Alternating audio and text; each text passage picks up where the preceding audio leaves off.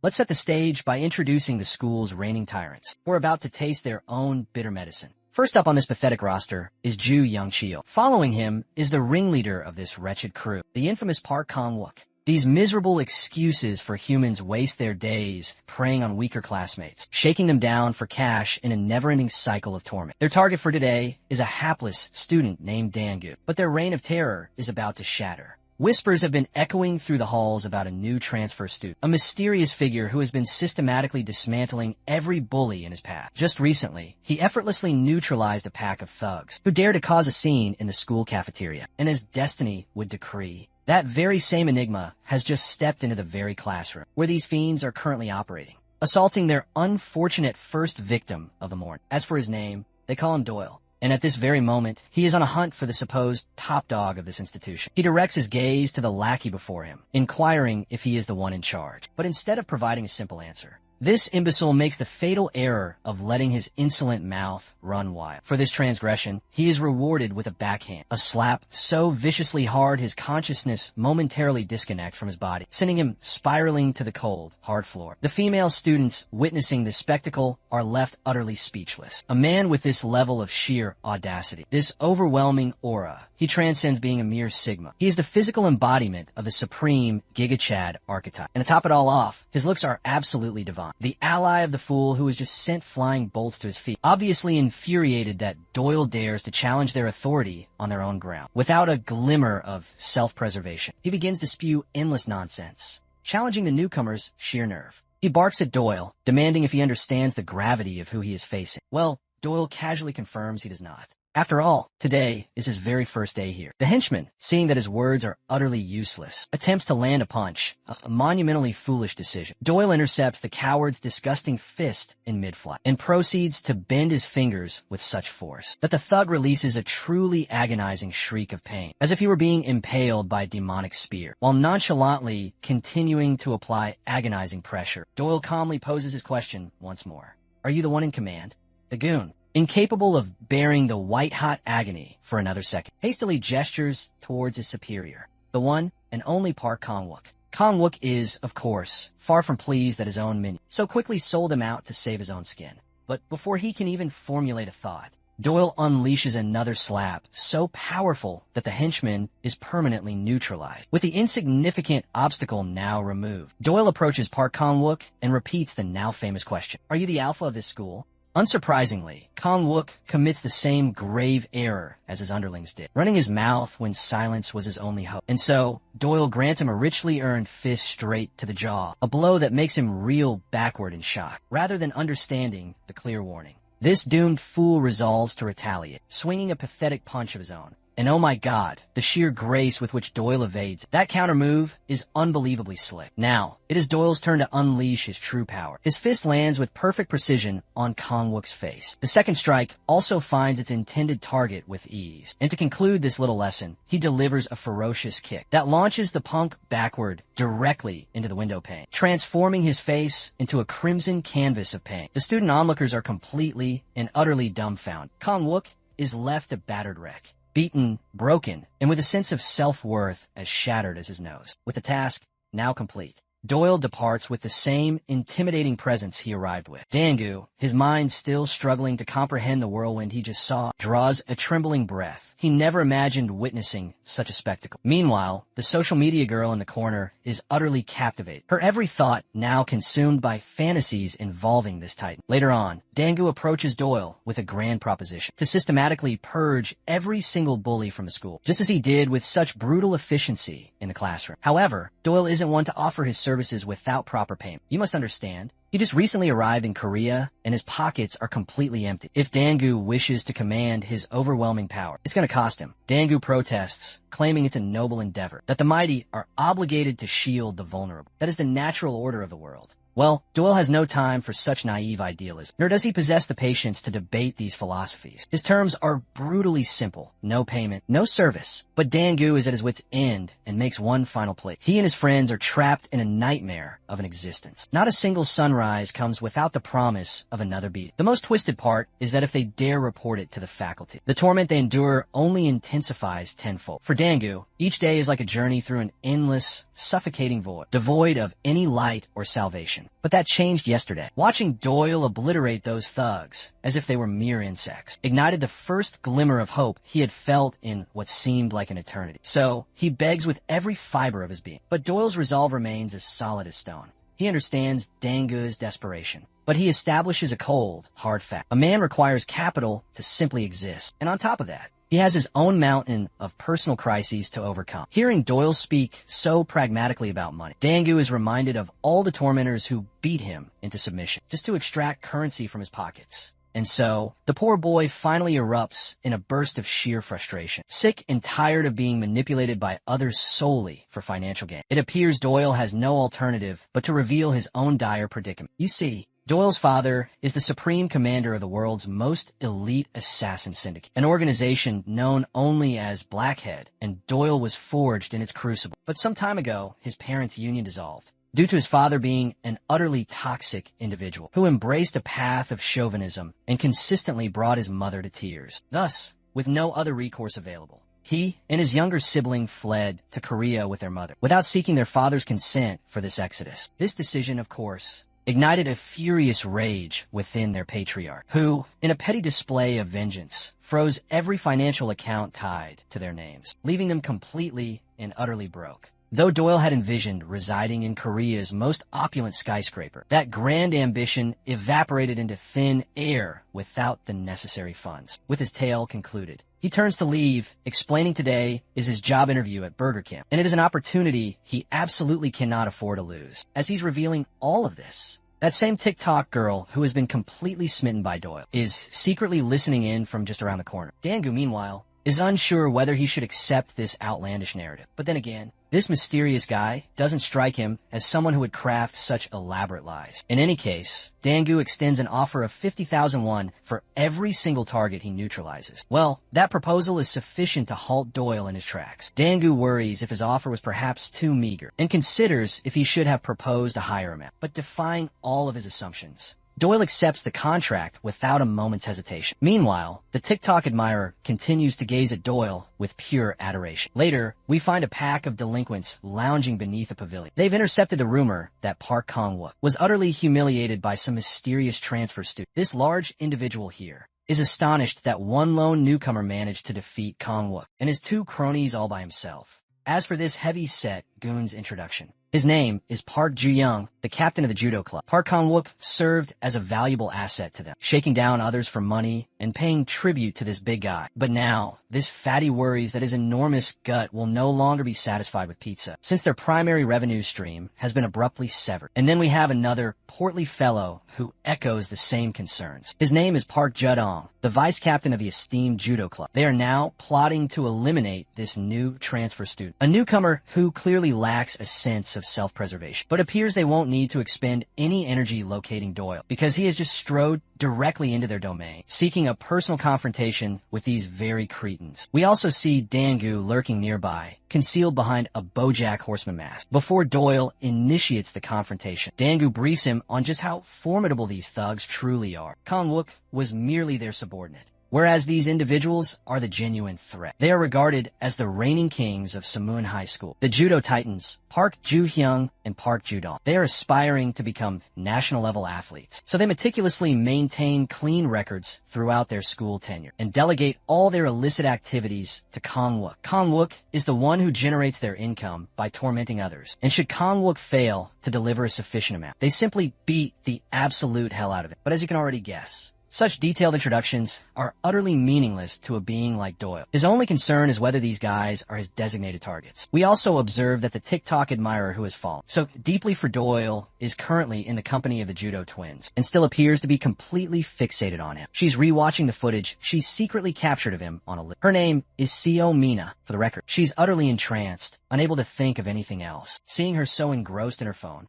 Jadong gets curious about what holds her attention so completely. Whatever she's watching, he demands to see it as well. But the lady shuts him down with a firm refusal. At that exact moment, we witness Doyle arriving like a force of nature, delivering a bone-shattering knee strike directly to Judong's face. The force of the blow is catastrophic, and that behemoth is instantly rendered unconscious from a single decisive hit. The other heavy-set twin immediately charges toward Doyle, but he stays perfectly calm and collected, as if he feels no fear whatsoever. His completely unfazed demeanor momentarily confuses the brute, who wonders if Doyle has reinforcements lying in wait to give him such confidence. But before the fatty can fully comprehend the situation, he is rocked by a fist delivered with such immense power that his nose bursts open like a ripe, crimson fruit. But the punishment is about to become far more savage for this poor lout. Doyle swings his leg with blinding velocity, targeting the brute's most vulnerable area with pinpoint accuracy. That unholy blow is so completely overwhelming that it quite literally shatters the poor man's jewels. The resulting explosion of agony is so profound that the fool's very spirit momentarily vacates his mortal shell, because the pain is simply beyond human endurance. With a final concussive punch to the head, Doyle concludes the battle right there. Mina, on the other hand, is practically trembling with excitement watching this alpha male utterly demolish all of these pathetic obstacles. And yet again, she can hardly contain her intense desire to be claimed by him. With the two targets eliminated, Doyle secures 50,000 won for each one. The following day, not only did Doyle increase his bankroll, but his sheer charisma also solidified his status as the most dominant force in existence. At Samun High School, flyers detailing the recent triumphs of our protagonist are now being circulated, which serves as a very clear warning to all the other bullies within the school. Anyone who dares to challenge the new supreme ruler of combat will surely meet their utter demise. Doyle is currently being paraded by Dangu and his allies through the halls, befitting the king that he now is.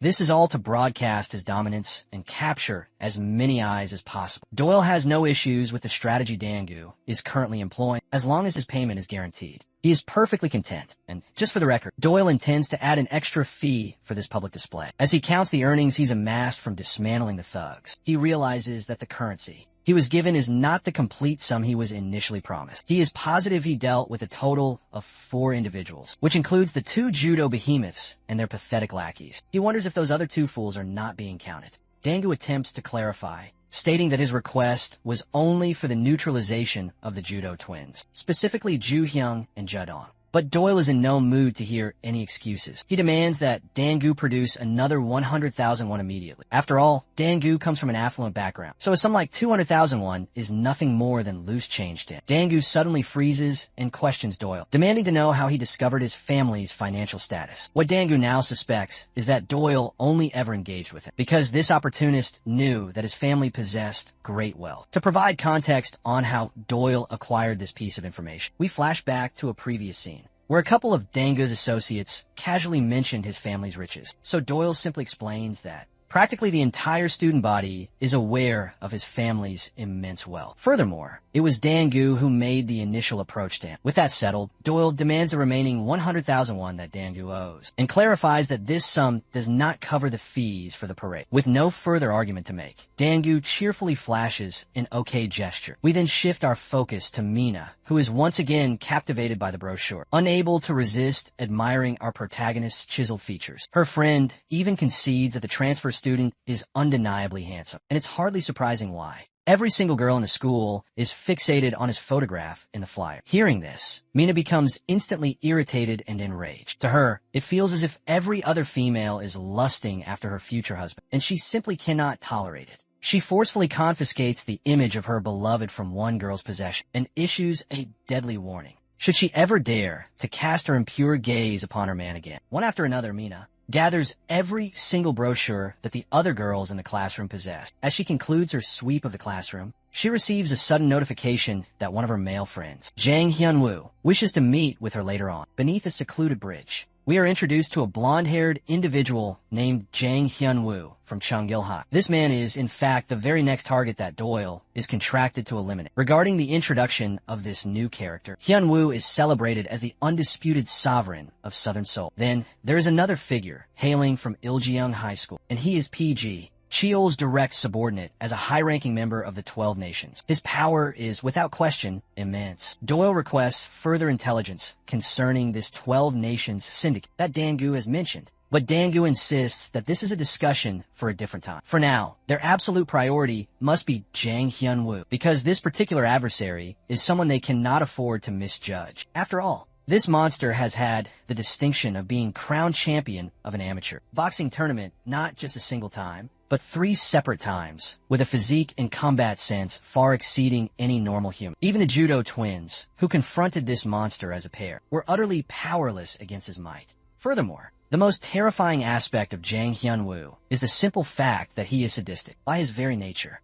To put it simply, if this fiend locks his sights onto a target, he ensures that he will torment and push his victim to their absolute breaking point. He is so vicious that his victims would rather choose death than suffer the humiliation he inflicts upon them. And once his temper truly ignites, there is no predicting what horrors he might unleash. As a precautionary measure, Dangu intends to observe the impending battle from a safe distance. And should the situation spiral out of control, he will ensure that he contacts the authorities without delay. But before this motor mouth can finish his endless ramble, Doyle has already departed, fully prepared to dismantle his next targets. We then return to Hyun-woo himself, and we see that Mina is also present in his company. Hyun-woo has just finished brutalizing her male companions because she failed to answer his phone call in a timely manner. But Mina couldn't care less about these individuals and outright refuses to acknowledge them as her associates. The unfortunate young men who endured a savage beating on her behalf can only silently curse her very existence. Now, returning to the primary reason for this summons, Hyun-woo desires for her to accompany him on a date. He even vows to provide her with the most incredible time of her life during their time together. But it seems his romantic ambitions will have to be postponed, as a glass bottle is currently hurtling directly toward his head. A special delivery from Doyle. Hyun-woo swiftly ducks to avoid it, while Doyle lets out a sigh of mild annoyance, since his projectile missed its target. Now he must engage this fool directly, which he finds to be a tedious chore.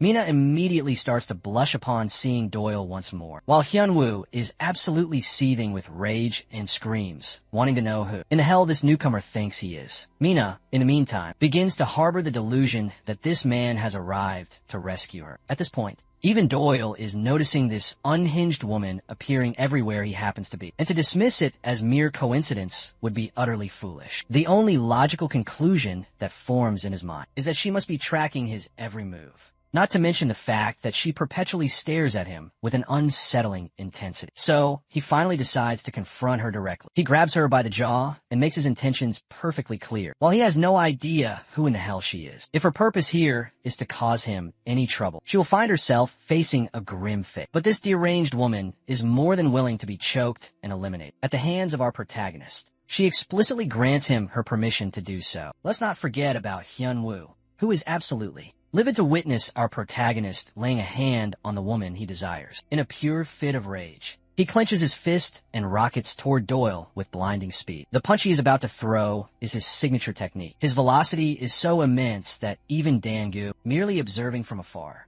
is losing his mind. But Hyun-woo's assault is abruptly halted by a projectile of saliva. Someone has just spit directly at him, while he successfully shields his face from being soiled by that disgusting fluid. His luck runs out when Doyle swings his leg and lands a perfectly placed kick directly into his solar plexus. The impact is devastating, leaving Hyun-woo desperately gasping for oxygen. While he is stunned and disoriented from the powerful kick, Doyle decides it is time to deliver another savage blow. This time, his intention is to shatter the fool's skull with a stool that he now brandishes as a weapon. The poor bastard has no time to evade the incoming assault. First, it was a mouthful of spit, and now Doyle has quite literally materialized that stool from thin air. But it turns out the stool was nothing more than a simple feint. Doyle only uses it as a diversion before unleashing a catastrophic uppercut. Not only is the blow excruciatingly painful, but it is also deeply humiliating. Hyun-woo is truly starting to lose his composure at this point. In a blind rage, he throws a punch with the speed of a striking viper, but the strike merely whistles past its target as Doyle leans back ever so slightly, avoiding it with practiced ease. Though the punch was incredibly swift and accurate, it was so fast that the force of it literally ruffled a few strands of Doyle's immaculate hair. Doyle remains completely unfazed, without a moment of hesitation. He clenches his own fist and drives a punch directly into Hyunwoo's midsection. That gut-wrenching blow is so powerful that Hyunwoo can immediately feel his ribs begin to fracture. But Doyle reassures him that his bones are not yet broken. The real damage comes when he viciously slams a stool squarely against Hyunwoo's ribcage. And this time,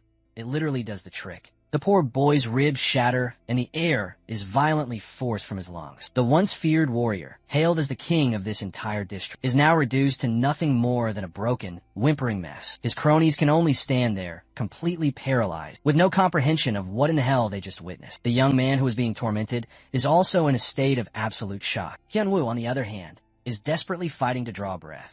Now, for that, Doyle has concluded his lesson with his fist. There's only one final thing that needs to be communicated, but he momentarily forgets the exact words he was supposed to deliver. Dangu had instructed him to issue a stern warning to the bullies, telling them to cease their harassment of innocents or suffer severe repercussions. Since Doyle cannot recall the precise phrasing, he decides to improvise something with a bit more impact, something far more chilling and unforgettable. Doyle makes his threat absolutely unambiguous. If this pathetic worm ever dares to cause trouble instead of living in obscurity, or if he acts up and dares to stand before him ever again, Doyle swears on his very soul that he will obliterate everything this cretin holds dear, and after tearing them apart piece by piece, he will ensure that he extinguishes the life of every single one of them. While Dangu is having a complete mental breakdown over the terrifying threat, Doyle just delivered Mina, conversely, is going absolutely wild, with her brain flooded by an overwhelming rush of affection. She's losing her mind. All she desires in this world is to be his. The next day dawns, and inside a private training facility, another crew of bullies is engaged in their workout, while sadistically torturing their latest victim. Suddenly, a lackey bursts in with grave tidings that one of their subordinates, Hyunwoo, got his ass handed to him by someone from Samun High School. The men in the gym are not at all pleased to hear this development. After all, Samun High School occupies the very bottom of the food chain. It is inconceivable that those lowly peasants are attempting to revolt against their superiors. Among these figures is Jong Byum from Iljeong High School, a school which holds the 4th rank. The next day, Jong Byum musters his underlings from Samun High, prepared to crush the faction responsible for putting Hyunwoo in the hospital. However, he observes that their attendance is surprisingly sparse, and he demands to know why. Kong-wook reports that several of their members were also hospitalized after a failed attempt to steal food in the school cafeteria. But Jong Byum has no interest in these minor players. He wants an update on the twin judo behemoths. Once again, Kong-wook brings forth more terrible news. Their family jewels were ruptured, and they too are currently hospitalized. Jong Byum is absolutely enraged and unleashes a punishing blow directly into Kong-wook's stomach,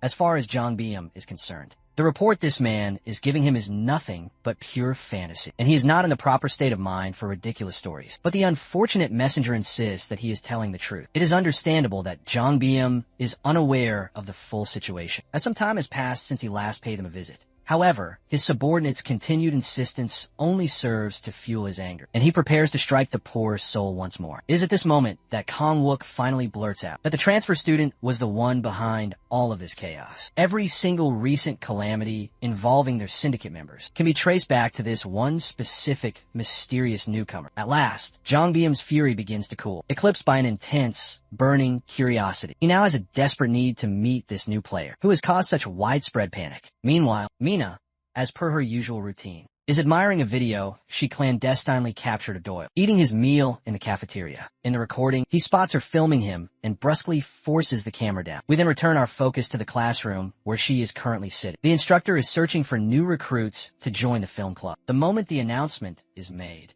a wave of students eagerly shoots their hands into the air, desperate to become members. The teacher is delighted by their response, believing the film club must be incredibly popular this year. However, Mina has an entirely different interpretation of events. She cannot comprehend why these bookworms, who normally spend their days buried in their textbooks, are suddenly displaying such fervent interest. She already has a vivid fantasy of herself walking hand in hand with the man of her dreams. The film club is considered the most prestigious of all extracurricular activities, and she will not allow any other woman to steal her rightful position. Meanwhile, in another part of the school, Doyle is also preoccupied with thoughts of Mina. He is perplexed as to why she is constantly shadowing him and is determined to uncover her true intentions. The only piece of intel Dangu possesses is that she was born in Shinlam-dong. Since Doyle has no recollection of her from his previous life, he begins to wonder if she could be an operative dispatched by his father. Dangu diverts the conversation, asking which club Doyle intends to join. In a surprising twist, Doyle reveals his interest in joining the anime club. Naturally, this choice makes absolutely no sense to Dangu. The anime club is a sacred sanctuary for dedicated otakus, and Doyle is the absolute antithesis of a typical otaku, who does nothing but indulge in degeneracy. It is at this very moment that Jang Byum appears, flanked by his contingent of lackeys. Spotting our protagonist in the distance, Kanwook confirms that this is indeed Doyle, the transfer student who is responsible for rupturing the judo twins' manhood. Jang Byum becomes increasingly agitated by how his foolish subordinate keeps bringing up their testicles. It's just plain unsettling. Nevertheless, Jang Byum redirects his focus back to Doyle. He advances, with his entire crew following closely behind him. While Dangu is still blabbering on about the anime club's activities, Doyle suddenly catches sight of the approaching gang, and without a single wasted motion, he bolts toward them with the explosive speed of a jungle predator. Kanwook begins to tremble in fear upon seeing Doyle charging directly at their position. While Kanwook was already aware this man was unhinged, he never imagined he was this level of insane.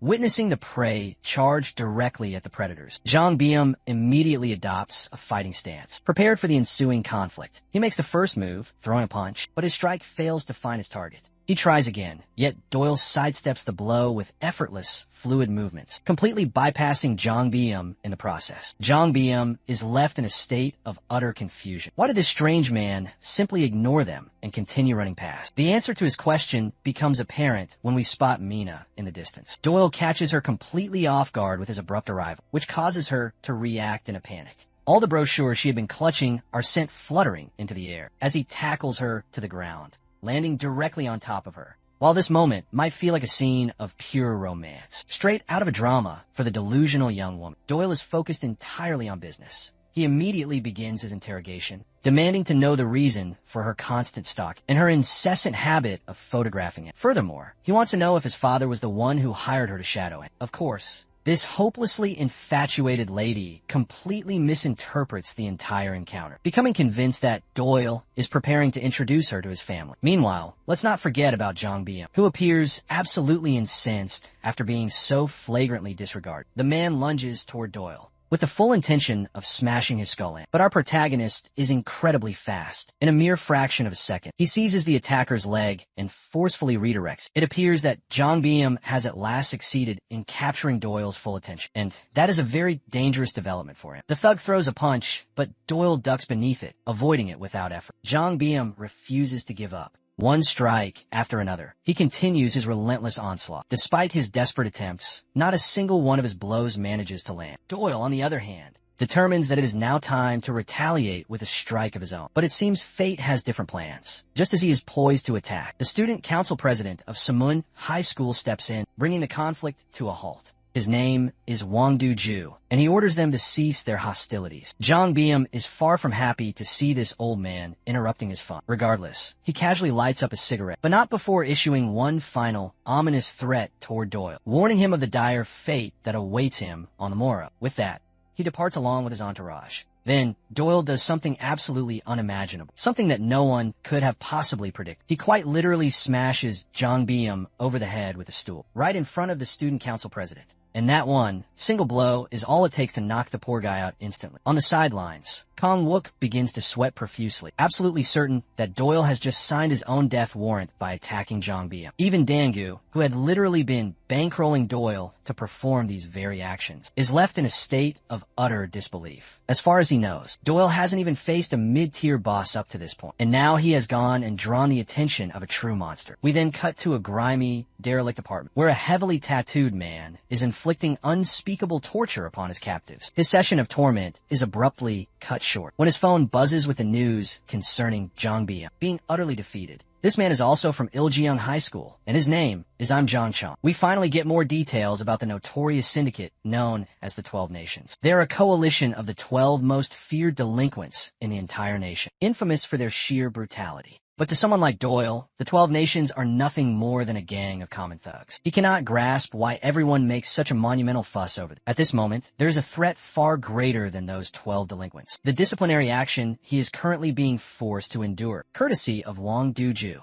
He is condemned to scrubbing the school's bathrooms for a full week. The teacher who is supervising his punishment is secretly reveling in this chain of events, delighted that this insolent newcomer is finally getting a taste of some much-needed discipline. Meanwhile, Dangu is desperately trying to impress upon Doyle that the 12 Nations are an enemy that should not be trifled with. By raising his hand against Zhang Biam, Doyle has now directly challenged them. And now, the entirety of Iljiang High School will be seeking retribution. Iljiang is merciless. They do not stand idly by when the blood of one of their own has been shed. But Doyle remains utterly unimpressed. As far as he is concerned, no one can truly be considered ruthless until they have severed a limb or two. Besides, those fools were the ones who approached him and instigated the conflict. Still, he holds Dangu partially responsible for dragging him into this chaotic mess to begin with.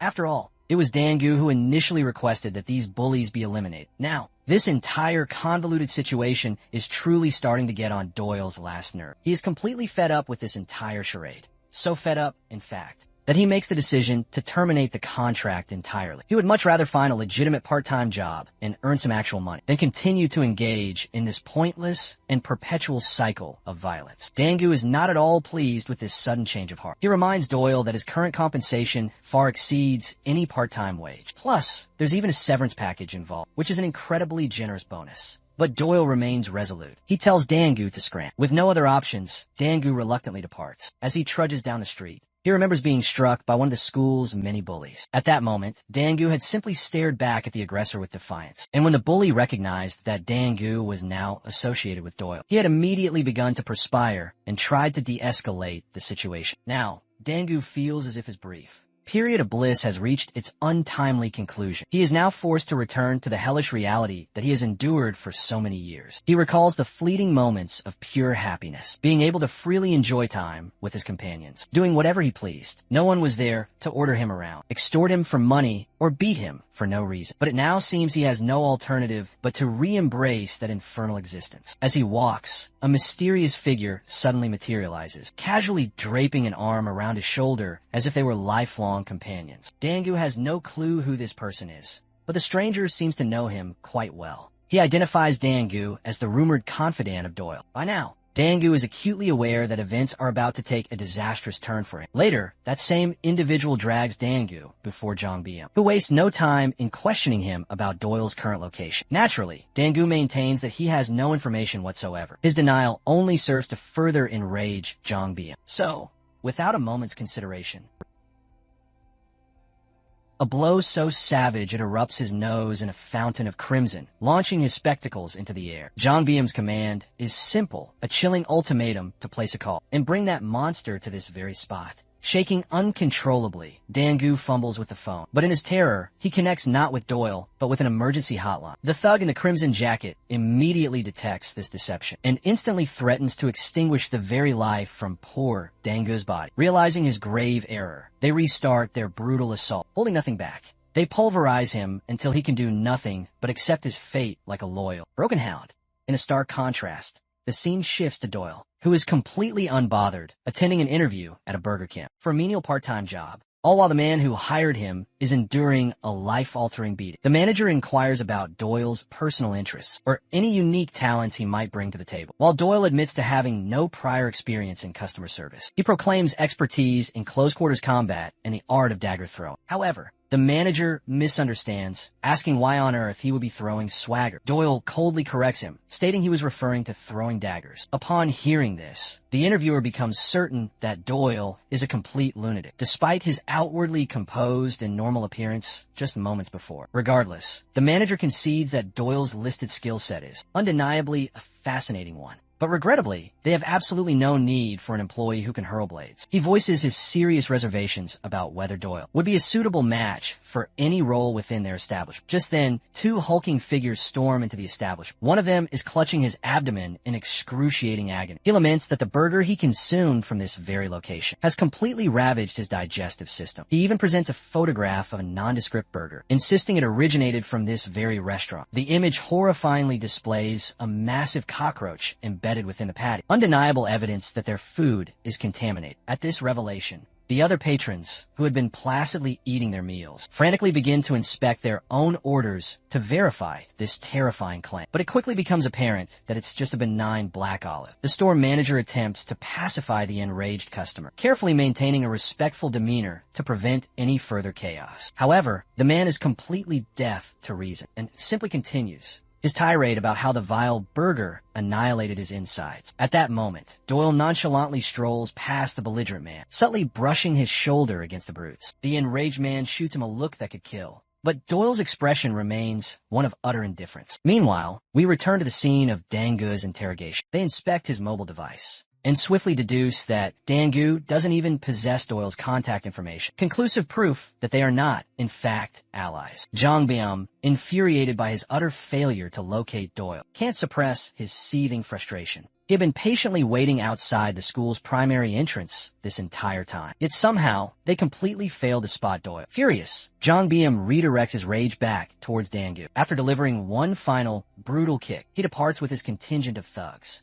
We then shift our perspective to Iljeong Hai's top enforcers and their commander, Im Yong-chun. Positioned next to him is his trusted comrade, Choi Hyo-chong. They are discussing their two associates, who were dispatched to retrieve food for the entire group from Burger Camp, but they have yet to make their return. So, they resolve to investigate, now that they are conveniently passing by Burger Camp. It is at this very moment that, completely unknown to them, Doyle happens to walk right past them. But since they do not know what Doyle looks like, they simply continue on their path. Once they step inside the restaurant, they discover their two comrades who were sent to get food are now unconscious on the floor, having been beaten to a pulp. Naturally, Jang Chan is incandescent with rage to see his subordinates so utterly defeated. He frantically scans the area to identify the perpetrator of this assault, but predictably, the culprit is nowhere to be found. It is then that Jang Chan recalls the one individual he passed, just outside Burger King, and that his shoulder was stained with fresh blood. So, he immediately barks an order to his underlings to capture the punk who just went past, the one wearing the distinctive Samun High uniform. To convey the absolute urgency of the situation, he screams this command at the top of his lungs. We then return to Doyle, who is casually strolling down the sidewalk, contemplating how he has already depleted his entire monthly allowance. Even if he manages to secure a part-time job now, his first paycheck will not arrive until the following month. Therefore, he requires a client who can provide immediate payment. And when considering the prospect of upfront cash, only one individual comes to mind, Dangu, who, as destiny would have it, is standing directly in his path. It seems Dangu was deliberately making his way towards Burger King to check on Doyle's well-being, and he is greatly relieved to see him unharmed. Before Doyle can inquire about the severe injuries Dangu has clearly sustained, those very same fiends arrive on the scene. The heavy-set one identifies himself as Choi Hyo-chong from Iljeong and demands that Doyle pay attention. He continues to bellow from his disgusting mouth, commanding our protagonist to approach them. Before the situation can escalate further, Doyle needs confirmation from Dangu on whether the 50,000 won per head contract is still active. Of course, this question brings a faint smile to Dangu's face, though he does specify that there will be no severance package this time. Meanwhile, the brutish fatty becomes increasingly agitated and infuriated that Doyle continues to ignore him. So, the fool rushes towards our hero, only to be violently slammed face first into the unforgiving pavement. The impact is catastrophic, and it becomes even more severe when Doyle unleashes a merciless barrage of punches, one after another, directly into the fiend's already broken face. The cowards who accompanied this brute feel a primal terror seize their hearts, while our champion remains as calm and collected as a winter's night. And for this masterful display of combat, he also intends to build Dangu for a performance bonus at a later time. After neutralizing those worthless thugs, the two of them sit down for a meal of noodles together, where Doyle once again brings up the subject of his performance bonus. He then makes a bold proposition of 5 million won, vowing that in exchange, he will completely dismantle Iljeong Hai within a single week. Hearing this audacious proposal, Dangu erupts into laughter, as if Doyle had just delivered the most hilarious joke in human history. First and foremost, Dangu demands to know why he is requesting such a massive sum of money. Doyle calmly recounts the same narrative about his father, freezing every single one of their financial accounts. And just as before, Dangu still struggles to accept this fantastic story. Anyhow, Doyle wishes to pose a question of his own. He wants to understand why Dangu chooses to live such a pathetic existence. After all, he is the heir to a wealthy family and possesses every advantage. So why does he willingly subject himself to constant beatings? Doyle has already conducted his own investigation into Dangu's lineage, and their influence is truly staggering. All Dangu would need to do is enroll in a private institution that is completely devoid of any delinquents. Furthermore, why don't Dangu's parents express concern when they see their own son so badly injured? Well, Dangu explains that they are both currently overseas on business. Eventually, Doyle decides to depart after gathering some food to go. After they bid each other farewell, Doyle heads out. It is during his journey that he crosses paths with that same unhinged girl, Mina. We then cut back to Jong Chan, who is staring at the horrific aftermath of his subordinate's utter defeat. The man is absolutely seething, and he immediately dials the number of Kong-wook. Said, Kong-wook is currently occupying a toilet stall when he receives the call, which sends a jolt of terror through his very soul. We are then given more background on one of the 3 most notorious delinquent high schools in all of Seoul. They hold dominion over the entire southwestern district of Seoul, and this institution is known as Iljeong High. While some students attend due to their financial struggles, the vast majority of them possess extensive juvenile criminal records, or are simply so deranged that they cannot be accepted into normal schools. This is precisely why it is known as the most wretched school in existence. It is so corrupt that students can be seen openly smoking on school property. In fact, the school has an officially sanctioned smoking zone, where the entire student body congregates to indulge their vices. And as for the teaching staff,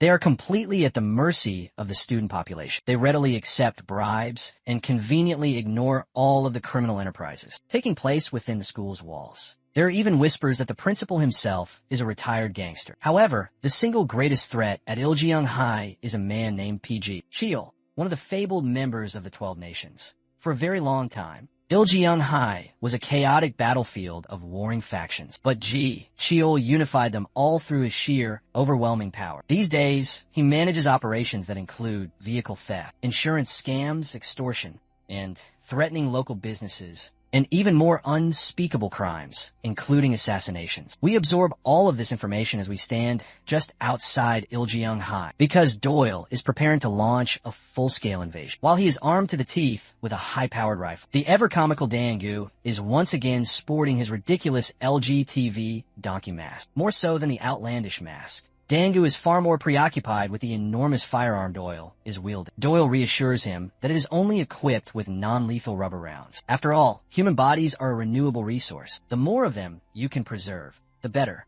As they advance, Dangu makes one last desperate attempt to persuade Doyle to abandon this plan before it's too late. Reports of violence at Iljeong High are so commonplace that if a civilian were to contact the police, they would simply dismiss it. But rather than discouraging Doyle, this information actually brings him a sense of relief. It plays directly into his hands. But Doyle's disturbing sense of calm only serves to heighten Dangu's anxiety. Soon, they encounter a pair of students. Doyle immediately demands to know if either of them is the infamous Cheol. But instead of a straightforward reply, the thugs immediately adopt a hostile posture, and as one could easily predict, Doyle possesses no tolerance for pointless banter. Without a shred of hesitation, he fires a rubber bullet directly into one of their faces. The other student, standing beside his now incapacitated friend, charges forward to throw a punch, but Doyle neutralizes him with a single, perfectly timed kick. As if that weren't enough, he then shoots the fiend in the foot, before utilizing the rifle itself as a bludgeoning instrument, crashing it down upon the man's shoulder,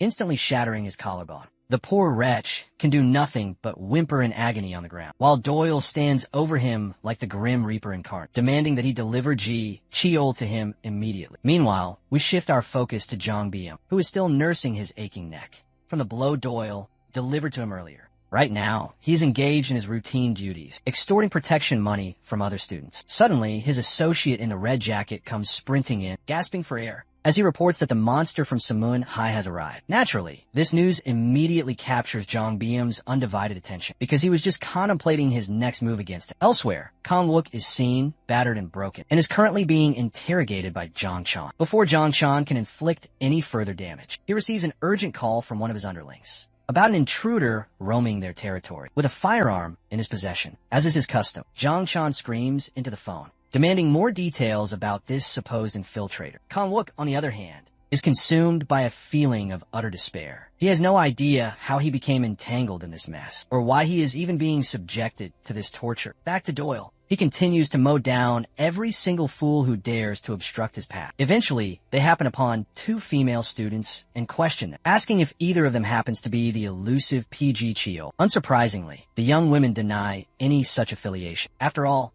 PG Chio is a male, not a female. Doyle, however, blames Dangu for failing to provide this crucial detail earlier. It is at this point that Doyle finally spots something, or rather, someone of actual significance. It is of course Jongbyum. The man finds it somewhat commendable that Doyle possessed the sheer audacity to walk directly into the lion's den. However, these so-called lions begin to visibly flinch and cower in fear the moment Doyle rests his finger on the trigger of his weapon. But it is their lucky day, as Doyle's rifle is now completely empty, feeling as though he has been mocked and humiliated yet again. Jongbyum lunges at Doyle in a furious rage, desperate to land a single blow, but his wild swing is completely futile. In that split second, he sees Doyle reaching into his jacket, assuming he is about to produce another weapon.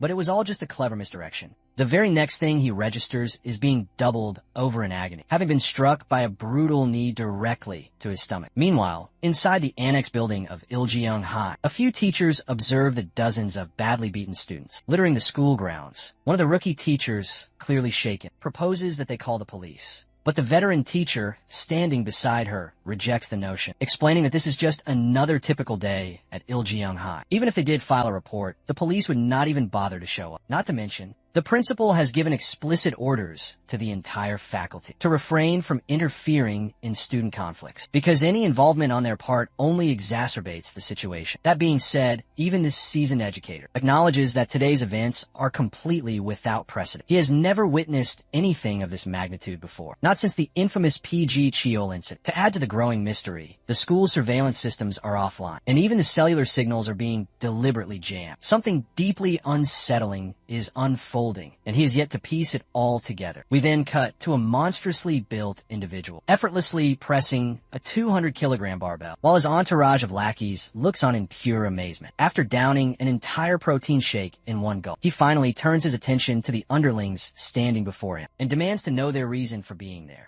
One of them quickly relays the urgent message from the higher-ups. All high-ranking members are to converge on the school immediately, because an unknown intruder has breached their territory. As for this colossal figure, he is Park Jinju, peering into Jongbyum's history. The young phenom was once hailed as a prodigy by all of his mentors. He dominated every opponent and was the most savage fighter in his crew by defeating 6 opponents simultaneously. One might even say the boy was born with a God-given talent for violence and a combat instinct that left everyone completely speechless. He was the very definition of raw power. Jongbyum evolved into a true terror throughout his middle school years, and every single person who ever dared to challenge his supremacy was forced to taste the bitter agony of defeat as he utterly and completely humiliated them. Jongbyum possessed a profound superiority complex and viewed those weaker than him as nothing more than insects. It was as if he existed in a reality where he believed only the most powerful had the right to rule the weak, and he derived immense pleasure from tormenting those who could never hope to stand against him. Jongbyum's reign of terror continued unchallenged until he finally encountered a true demon, Doyle,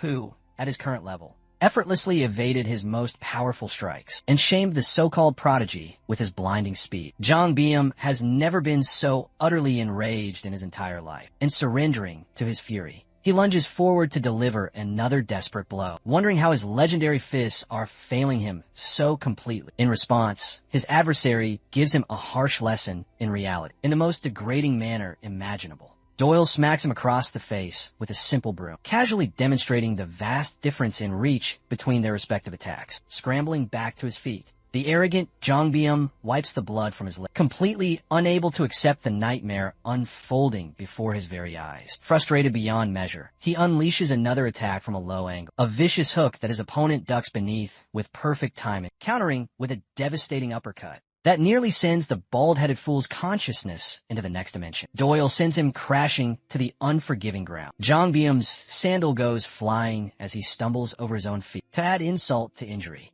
Doyle rushes in with a lightning-fast kick. Miraculously, Jongbyum manages to dodge the attack, but he still cannot comprehend how his monstrous adversary closed the distance so quickly. This complete unknown, whom no one had ever even heard of, was nonchalantly beating the ever-loving hell out of him. Doyle mercilessly attempted a full-power soccer kick just now, instilling a profound, primal fear deep within Jongbyum's soul. The reason is brutally simple. If that kick had connected with his jaw, it would have ended his life right then and there. Doyle compliments his opponent's reflexes, confirming that his intention was to permanently cripple Jongbyum, reminding the bald-headed fool of his own philosophy. Doyle emphasizes that no amount of begging will save him from the punishment he so richly deserves. Witnessing this brutal spectacle unfold, Dangu is left completely speechless. Doyle considers whether he should perhaps ease up on the punishment. But what will be the point of that? Because this absolute psychopath is in the mood to shatter his leg. As a merciful alternative, hearing those chilling words, Jongbyum is once again haunted by his past, how he used to sadistically look down upon those weaker than himself. In a cruelly ironic twist, the roles have now been reversed, and he is now the victim of his own brutal ideology. Enraged, he attempts to unleash a powerful haymaker to strike down Doyle, an attack that his opponent meticulously sidesteps. Doyle evades yet another desperate strike, while the bloodthirsty Jongbyum continues his frantic assault. Our hero is completely untroubled. This is almost too easy for him, as he nonchalantly unleashes not just one, but a whole flurry of devastating blows into his opponent's path. Jongbyum is utterly annihilated with a final, decisive blow from Doyle's furious onslaught. The sight of his utter humiliation leaves his underlings at a complete loss for words. They are rendered mute, witnessing Jongbyum being treated like a mere plaything, choking on his own pathetic words as he lies broken on the ground.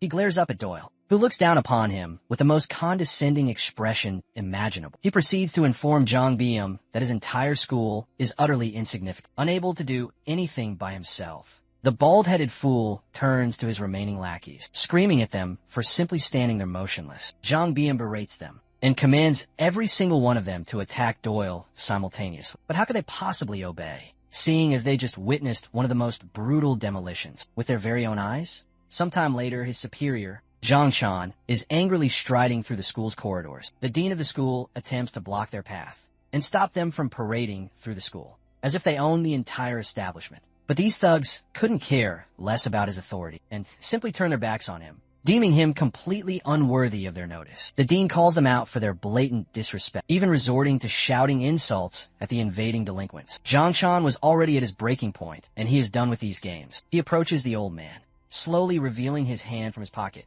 as if he is about to draw a weapon. In one swift motion, this man proceeds to stab the dean with the full force of his hidden blade, causing the other students to freeze in sheer, unadulterated terror. Zhongshan coldly reminds the dean that he will not get his way, simply because he is a so-called teacher. Now thoroughly humbled and with no desire to challenge them further, the dean collapses to the floor, a pool of blood forming around his body. Zhongshan spits on the fallen man, before redirecting his anger back to his incompetent underlings, who are now ignoring his calls. He hands the bloody weapon to one of his subordinates, ordering him to take full responsibility for the stabbing of the dean. He is so utterly ruthless that he is willing to sacrifice one of his own men for his personal transgressions. Zhongshan instructs the man to confiscate everyone's phone and proceed to the police station to confess to the crime. This act will result in a prison sentence of nearly 3 years. But Zhongshan is completely unconcerned because he will not have to face the consequences. It will simply be one of his disposable pawns. The merciless delinquent walks away from the horrific scene, and the perspective returns to Doyle's side of the story, who has just finished crippling the absolute hell out of Jongbyum. Seeing the bald-headed man laughing despite being in so much pain, Doyle wonders if he should perhaps intensify the torture. To that, Jongbyum simply laughs, reminding Doyle just how badly he is messed up by challenging their supreme leader. Of course, the rest of Jongbyum's lackeys all confirm this, stating that the only possible future for Doyle is certain death, as he has now stirred the hornet's nest with no possible escape route. But he literally acts as if this is just another Tuesday for him, and continues to inquire about PG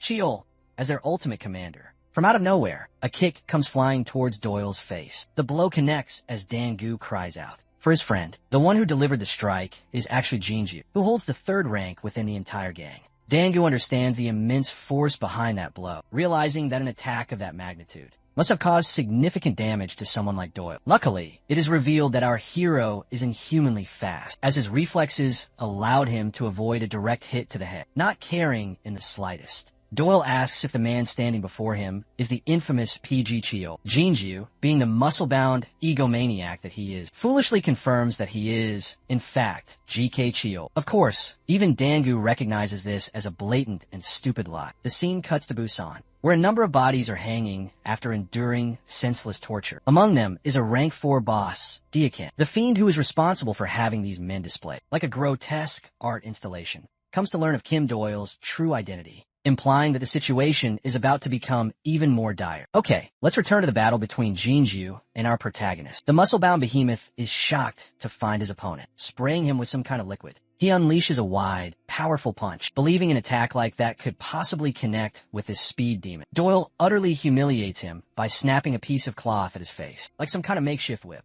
That vicious slap leaves a welt too. Once again, the rest of the lackeys are completely and utterly bewildered. They have no idea what is even happening anymore, as Doyle is beating the crap out of their bosses with a simple cleaning kit. He is an overwhelming muscular titan who holds multiple records in competitive weightlifting. Jinju lunges forward to strike him once more. Doyle casually evades the blow, which leaves a crater in the nearby wall. Then he dodges Jinju's powerful kick, further infuriating him as the battle continues. What truly enrages Jinju is his opponent's inhuman reflexes, as he is avoiding every attack like a pesky insect. Jinju believes that Doyle's stamina must be incredibly low, so a single, solid blow should be enough to put him down. But to his utter astonishment, Doyle flicks the cloth and ensnares his opponent's wrist with it, before delivering a beautiful, bone-shattering knee to his face. Jinju staggers backward, realizing that his opponent is employing dirty tactics, utilizing every tool at his disposal to gain an advantage. He tries to crush Doyle in a bear hug,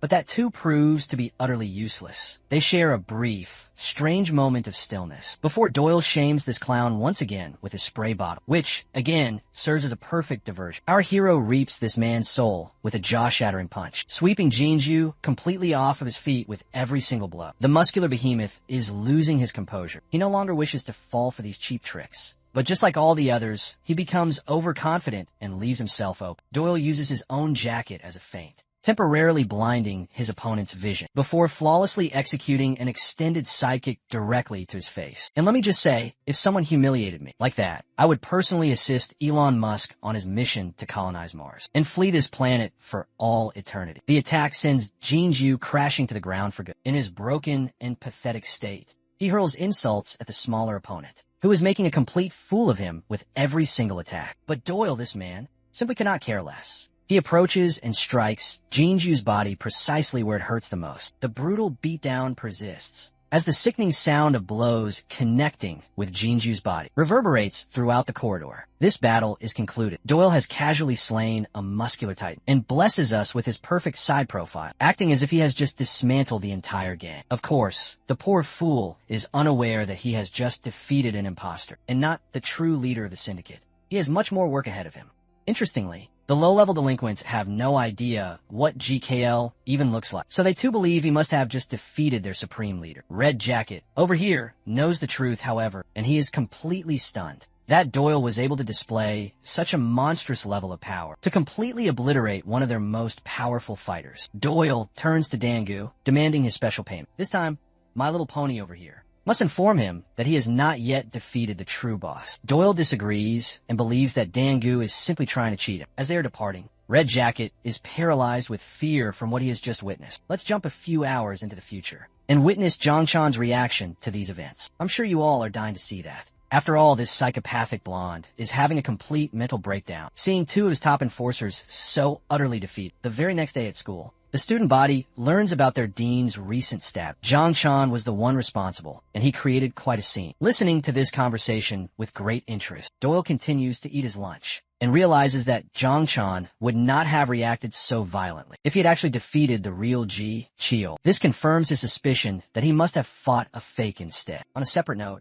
Dangu is shocked that Doyle is so casually eating his lunch in the classroom rather than in the school cafeteria. Their minor disagreement quickly moves to a different subject, with Dangu blaming himself for the harm that has befallen their school's dean. After all, he was the one who initiated the conflict with the Iljiyoung gang by leveraging Doyle's immense power. In any case, the students feel obligated to visit the dean and see how he is recovering. Dangu is riddled with guilt over his actions, but he wants Doyle to accompany him. But Dangu is a coward and doesn't want to go by himself. Using her stunning physique as a tool to persuade Doyle, Mina prepares to join their little expedition. Dangu questions why she is loitering around the anime club with a group of degenerates while wearing an outfit like that. It turns out she is only there for Doyle. This woman is on another level of desperation for our protagonist, and she simply cannot control herself. That is the entire reason she joined the anime club. Hilariously, Doyle pulls a handgun and points it directly at her head. This man knows that she is a complete degenerate, but she is even more unhinged than he thought, and interprets this as some kind of twisted fantasy coming from it. The firearm is in fact real,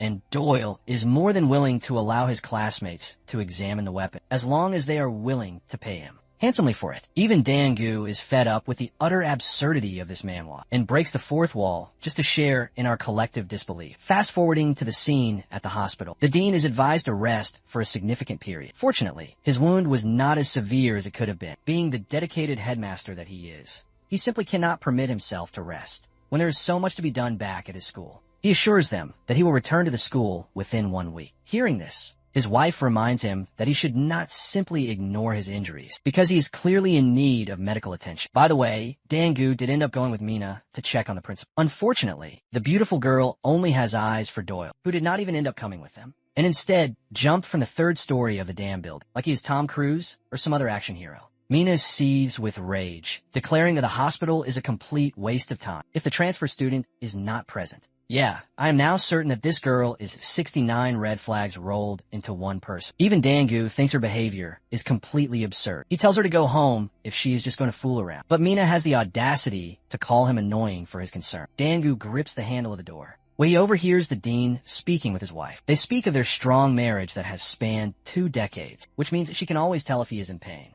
As for our protagonist, he ultimately did decide to come along, remembering a previous encounter he had with the dean. It was the time when he got into trouble and was given a punishment, but when the dean discovered that Doyle lived alone with his mother and younger sister, he understood that the boy was the sole man of his household. He let the boy off with his personal phone number, vowing to assist him in his time of need. It was that simple act of kindness that resonated with Doyle, because the dean wanted him to live a normal life and to experience an exciting and vibrant youth. I don't know about you all, but I'm truly enjoying the way this story is developing. The principal's character arc, it's surprisingly heartwarming. And here we are now. Doyle has arrived at the hospital, though he seems a bit agitated and wishes to leave quickly. As he approaches the dean's hospital room, he sees both Dangu and Mina waiting patiently just inside. The dean is weeping like a small child in agony. Since he is an adult, he naturally feels ashamed for being so vulnerable and weak. Right now, his wife is comforting him, while the dean continues to state that he cannot afford to be embarrassed or to display any weakness in front of his students. The memory of Jong-chan screaming those insulting words at him while he was completely powerless to stop the fiend has been haunting him.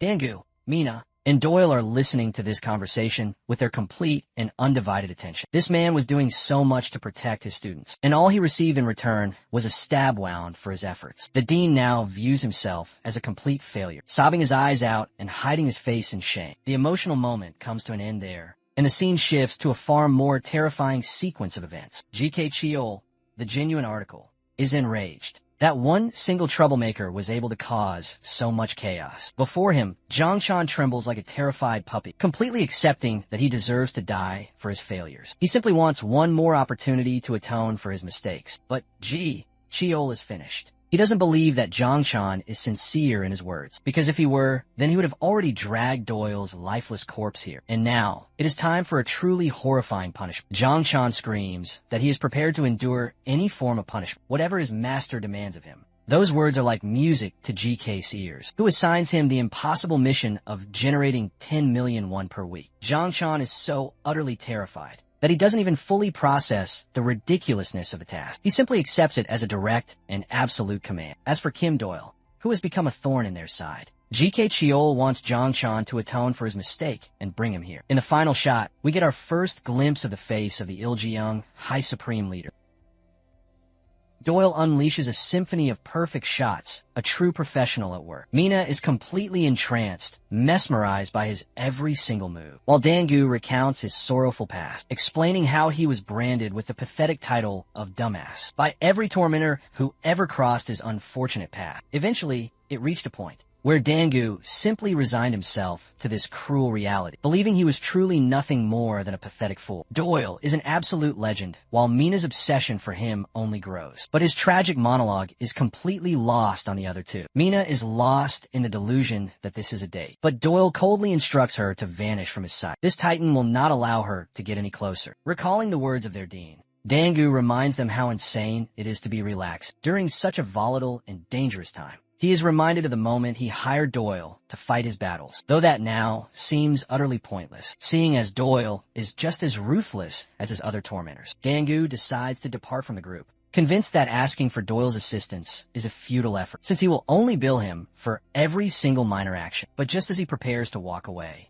our protagonist halts his exit, igniting a tiny spark of hope that perhaps this man truly does care. In a moment of pure comedy, the only thing Doyle actually cares about is him taking his lunchbox. Dangu erupts in a childish fit of rage, proclaiming that he was the one who purchased it in the first place. And the scene concludes there, shifting back to the ravenous gang members who are desperately searching for the location of Doyle's residence. Unfortunately for them, they're unable to find him, no matter how relentlessly they search. Tragically, no one is aware of his precise current address, making it a monumental challenge for Gang Yuck to locate him. The poor soul laments his cruel destiny for consistently being assigned the most wretched tasks, even when he has absolutely no involvement with them. The hulking brute unleashes a devastating fist into his gut, sending him crashing violently to the wet pavement below. The downpour continues, and so does the savage beating. This fatty commands Gang Yuck to track down Doyle's associates, to acquire any information on his whereabouts. He continues to pummel Gang Yuck's head for being as worthless as a dog. It is at this moment that Gang Yuck falls into a state of deep reflection, wondering what terrible sin he committed to warrant such a brutal punishment. Witnessing this horrifying scene transpire, the bystanders around them are frozen in utter disbelief. Zhang Chan strolls right past them, his minions ordering the onlookers to disperse and be on their way. Gang Yuck is presented with a chilling ultimatum. If he fails to deliver Doyle to this specific spot within 60 minutes, then he will not be leaving this world in one piece.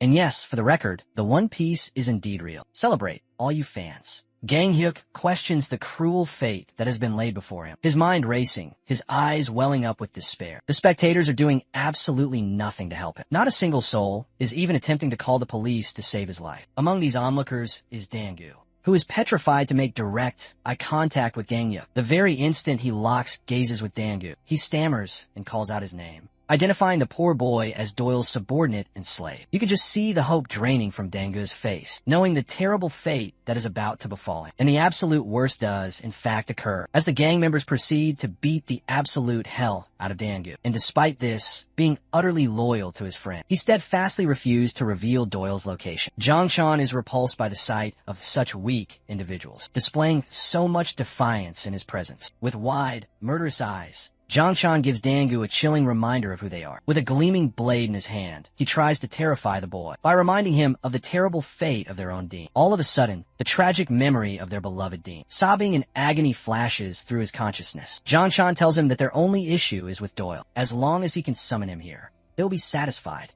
Other than that, it's not as if this innocent victim can do anything to save himself. Trapped in this utterly hopeless predicament, Dangu's mind flashes back to the moment he was insulted by his father for being as weak as his own mother. Those very same cruel words are now being echoed by Zhang Chan, who promises to let him live as long as he calls for Doyle. Finally finding the strength to speak, Dangu declares that he is not the idiot here. His defiant words completely stun the gang's second-in-command. Dangu repeats his statement, revealing that it is Young Chan's crew who are the actual fools in this entire scenario. Hearing him utter something so incredibly defiant, Gang Yuck completely loses what little sanity he has left. Zhang Chan lets out a truly demonic laugh, as if it is the most hilarious joke he has ever heard. To make his point crystal clear, he slashes Dangu across the nose, leaving a deep gash that causes him unimaginable agony. He screams out in pure pain a second later. Zhang Chan grabs his face, coldly reminding the boy of his place in this hierarchy. He views him as nothing more than a piece of trash that must be crushed into the unforgiving ground, raising a trembling hand in defiance. Dangu finds the will to be courageous for the first time, to prevent his own fear from consuming him entirely. He seizes Zhangchan's arm, empowered by the rage and despair. From all the countless beatings he has endured in his school life, Zhangchan begins to wonder if this boy has gone completely deaf, or perhaps he simply does not understand the Korean language. To ensure he remembers the vast power gap between them, Zhangchan slams Dangu with a devastating punch, knocking him unconscious. More time elapses, though. At this point, Gang Hyok is wondering where Dangu's sudden courage is coming from. After all, his continued defiance will only result in more unimaginable pain, and yet he is unwavering when it comes to protecting information about his one true friend. Zhangchan eventually grows tired from the beatdown he has been inflicting on Dangu. Now that he's been knocked unconscious, they can't do anything else to him. He doesn't care if they have to tear his mouth open when he regains consciousness. All he desires is information regarding Doyle. In a shocking twist, it appears Dangu is still conscious and aware. This boy must possess some kind of death wish, because he has certainly chosen a terrible day to be so brave. Addressing the ruthless gang commander, he calls Zhangchan an absolute bastard, remembering all the torment they have brought to his entire school. He identifies them as the true villains and questions why it is always the weaker individuals who are branded as the fools instead. The true criminals created this entire mess. They're the ones who deserve to be punished, not them. Gang Hyuk is pinching the bridge of his nose, knowing full well that this boy is about to be slaughtered if he continues his defiant speech any longer. He continues, stating that their lives would be absolutely perfect if this wretched gang never existed to cause them such chaos. Pointing directly at Zhangchan, he declares him the source of all their suffering, roaring that everyone in this corrupt gang is a complete idiot. His bold declaration is heard by Zhangchan, who turns back with his blade drawn,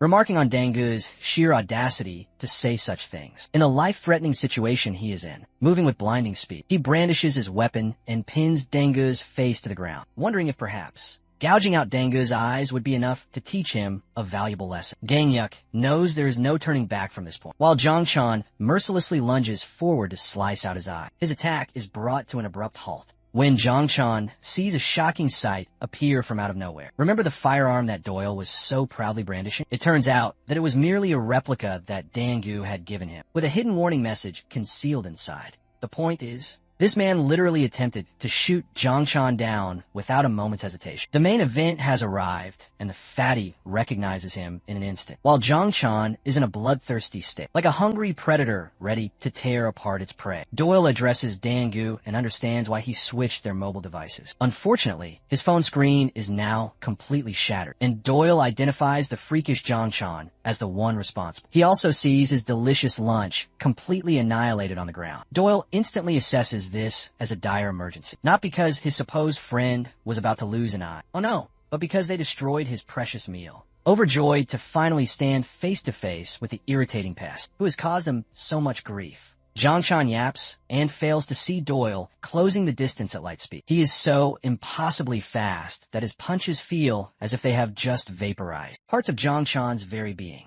Doyle approaches the situation with a cold detachment, only caring about getting his revenge for the destroyed lunchbox. The story briefly deviates, recounting the Silem Dong Golden Karaoke Bar incident. The perpetrators were a group of thugs who ruled over the Silem Dong area, a gang known as the Hot-Blooded Men. Now, these individuals were a recently formed syndicate that used their influence to rise in power, utilizing women to bribe police officials. Thanks to this, they never faced any legal repercussions because the police were always reluctant to interfere with their operations. Shortly after this, the entire group was annihilated at the hands of a truly ruthless individual. Their commander, Lee Ho-cheol, was in the middle of a birthday celebration when it all went down. The event was attended by the main 21 members of the syndicate to celebrate this momentous occasion. But then, a single intruder entered the building. Every single one of the gang members was utterly obliterated at the hands of one man, having suffered life-threatening injuries. And the one responsible for this carnage was a single, psychopathic 13-year-old boy. A boy with an extreme sense of arrogance and disgust in his eyes. That boy was none other than Zhangchan himself. At the time, it was inconceivable to think that a mere 13-year-old could defeat so many powerful gang members that not even the police could lay a hand on. 21 individuals completely dismantled by a single person. Shortly after this incident, The rumors of his sadistic power spread like wildfire across Seoul, and every person who heard of him bestowed upon him a new nickname, one befitting his sheer brutality, the demon Im Jong-chan. And that very same Jong-chan is currently so utterly terrified that he appears completely powerless at this moment. He is enduring a one-sided beatdown, completely unable to fight back against his adversary, appearing like a broken, helpless doll. He believes Doyle must have poisoned him or used some other trick. After all, he simply cannot accept being defeated at the hands of some complete nobody like Doyle, aiming for a vicious stab. Jong-chan's attack misses its mark, with Doyle effortlessly avoiding, flicking the blade back in an attempt to catch him off guard. Jong-chan goes for a wide, sweeping slash, but even that is easily evaded, causing Jong-chan even greater frustration. He tries again and again, but Doyle is looking at him with an expression that simply screams, "Are you finished yet, child?" Doyle delivers a soul-crushing uppercut to this fiend's jaw, an attack that Jong-chan could clearly see coming, and yet he was still powerless to avoid it. Somehow maintaining his stance, Jong-chan refuses to fall. He wipes the blood from his mouth, his face now sickly and pale. All he can think about is what Doyle has done to him, a pathetic loser who believes he could not be defeated in a fair contest. Doyle's previous attacks did serious damage to his ribs, causing Jong-chan to scream in agony as he clutches his side. Doyle views him as nothing more than a pathetic child who simply will not stop his incessant whining, giving him the same brutal treatment that he gave to so many others. Doyle coldly states that it is not his problem that Jung-chan is so utterly weak. It is a simple truth that his adversary cannot accept, and there is a very good reason for that. It is because Jong-chan has never been beaten badly enough in his life to learn humility, which is precisely why Doyle is here, to teach him a lesson, like a stern master about to discipline his unruly student. Jong-chan's face contorts with terror, though he foolishly rushes in to attack once more. Doyle nonchalantly sidesteps his punch with his trademark speed, forcing Jong-chan to attempt a kick instead. Doyle ducks to his right, evading the attack with ease. In response, he counters with a single left hook that his opponent can clearly see, coming from a mile away, and yet for some unknown reason, he still cannot avoid it, as Doyle sends him reeling back like a punching bag. Taking massive damage, the blonde begins to question his very existence. He compares the situation to being aimed at with a firearm. Even though Jong-chan knows the bullet is about to be fired, he cannot react to its incredible velocity. Doyle batters him with more and more of his godlike speed, doing serious damage to Jong-chan, until he can barely maintain his own footing. Pausing for a brief moment, Doyle impressively notes that he is clearly fighting someone far stronger than a normal person, as Jong-chan has been doing a remarkable job of absorbing his attack so far. That may be true, but Jong-chan's current state tells you everything you need to know. He's like a mortally wounded animal that needs to be put down to end his suffering.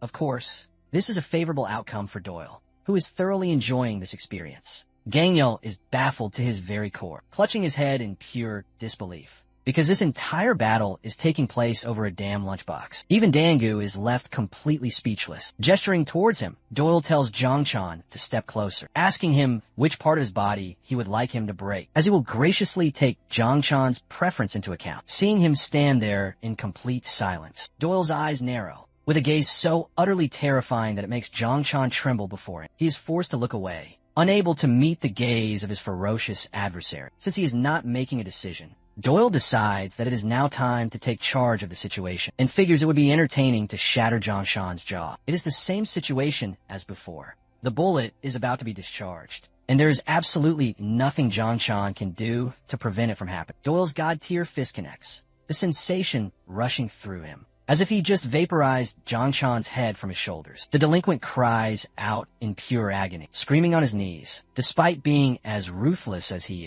has never encountered a person as terrifying as Doyle. The moment he met his gaze, he could feel a creature far more cunning lurking in Doyle's shadow. It is as if he is not even fighting a human opponent, a living manifestation of combat perfection. His rambling is silenced by Doyle slamming a kick into his jaw, shattering the remainder of his jawbone. The fight, or rather, the one-sided demolition, persists, with Doyle beating the absolute hell out of the unconscious Jong-chan. Back at the hospital, the dean is enjoying a cup of coffee with his wife, while the very same fiend who stabbed him is getting the sonic rings beaten out of his body. By the time Doyle is finished, he is panting from sheer exhaustion, with their top enforcer now defeated. The fatty gets his panties in a complete twist, completely powerless before Doyle's intimidating gaze. The scene cuts to the Tiger Crew gang's secret hideout. Here, a mountain of defeated bodies lies on the floor, with one man casually eating his noodles. JKL ended up meeting the leader of the Tiger Crew in person, and because he was not satisfied with how the negotiations were going, he decided to sever their precious tendons for his own sick amusement, knowing that these men were prepared to betray him at any moment. He tortures their leader by poking at his wounds with his chopsticks. Jekyll grants them 2 days to clean up Busan's little mess, and then merge their forces with his gang.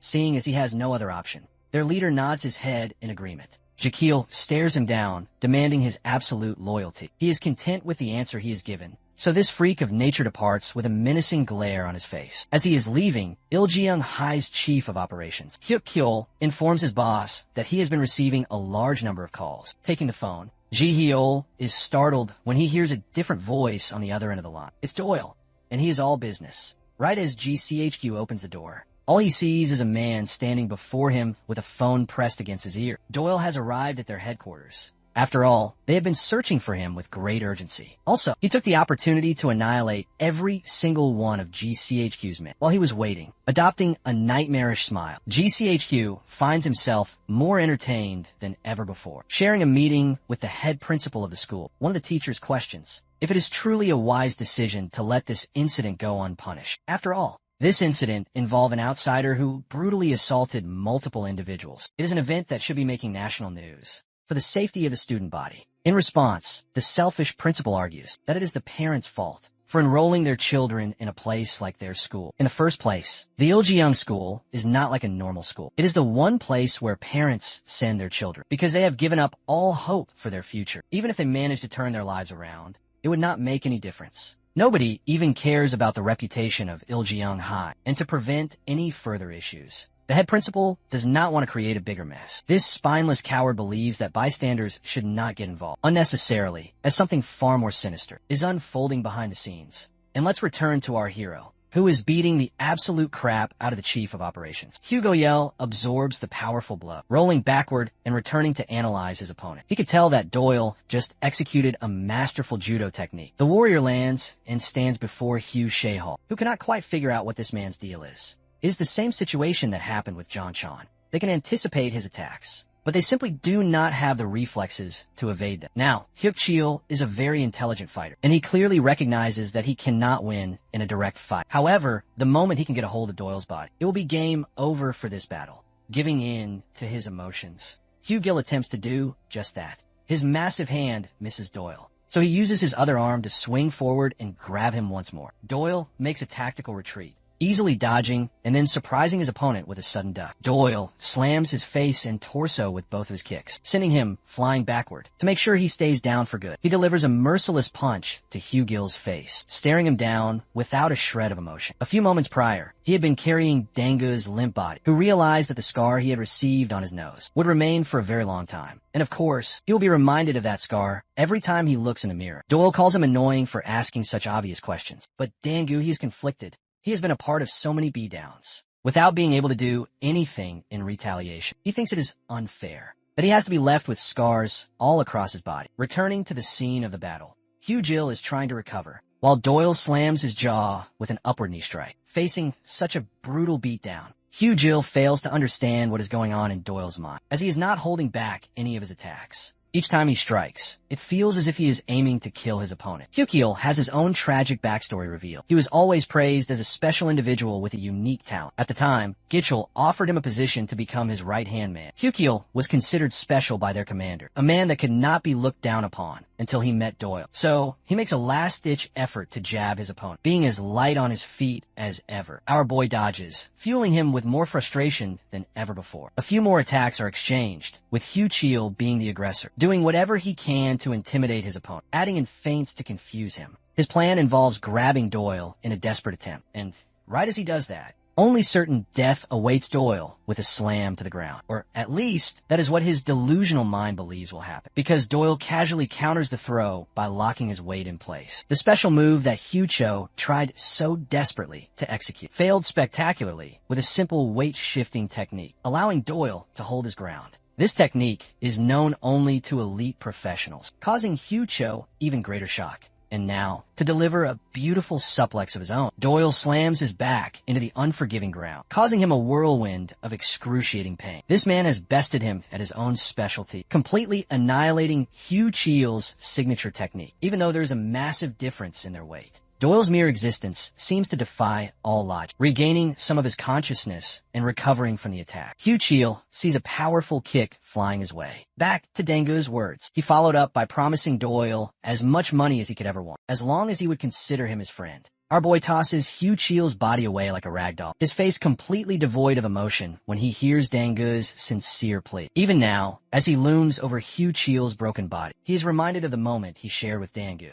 Doyle gets into trouble with a group of police officers who are apprehending him on the spot. Remember the beatdown he gave to the other guys? Yeah, well, one of them ended up contacting the police. They are about to arrest him when suddenly one of the policemen gets his face smashed in with a brick. It's GTO, and this guy is a fucking madman for assaulting an officer. The other officer tries to arrest this psychopath, but he quickly dismantles him like a force of nature. With both of them now neutralized, GCIO composes himself, glancing at Doyle with pure excitement, having obtained everything he has ever desired through sheer violence. The gang leader believes it is the most efficient way to live. He simply cannot tolerate other people interfering with him, when all he wants to do is have some fun. The leader of the gang even offers to become friends with Doyle, arguing that he could help him cultivate his abilities for the better. What's more, the gang will have their full and unwavering support. The reason he mentioned the boss of Japan's Yakuza Okita group is because violence is an easy way to acquire money. He extends his offer to Doyle, who has very little interest in entertaining him, and unleashes his full speed from the very beginning. His fist seems to vaporize Jekyll's face with a single blow. Doyle then drops a massive bombshell. He was the one who personally killed the Yakuza boss. This man is fucking unstoppable at this point. Circling back to the discussion regarding the head principal, he recalls sharing a drink with one of the local congressmen. The head principal believes that one of the students in their school is responsible for stealing vital information from the top corporate clubs. As for the fight, you would be shocked to discover this, but Jackal actually managed to block Doyle's attack in time. A sinister smile spreading across his face. The leader of the gang realizes that Doyle has no intention of accepting his offer. Doyle curses him out for being an annoying parent who keeps repeating the same thing to someone who is clearly not a simple high school student. As is typical, we get another backstory drop that I'm fully expecting to be more psychopathic than anything we have witnessed thus far. A young Gitchell came to the realization that murderers are not evil for killing, as death was simply a natural part of life. One of the most infamous killers of all time, Albert Bundy, argued that he was merely adjusting his victim's time of death. Albert Bundy was responsible for the murders of 30 women. This bastard GTO, however, poured boiling water onto a helpless infant. GTO was essentially an emo kid who took things way too far at a young age. And instead of it being just a phase, he made it his entire personality. He believed that murdering others was incredibly cool, which perfectly encapsulates his insanity. When he was interrogated for information as to why he attempted to kill his own brother, Kyle responded that he was annoyed by Jiho's incessant whine. Despite warning the baby on multiple occasions, the child refused to obey him. Therefore, he was the one in the wrong, and he suffered for it. Now, Jackal's situation was remarkably similar to the famous serial killer. He was punished for his heinous crimes, and inevitably had to face the consequences of his actions. However, many people in the world operated with complete freedom without ever having to face any consequences. For instance, Sakatsu Buchino, an attack leader of the Okita group, the very same man who was suspected of murdering 7 members of a rival organization. In every trial, he was never once found guilty. The young GCHQ carefully noted how many powerful political figures did not receive the punishment that he did.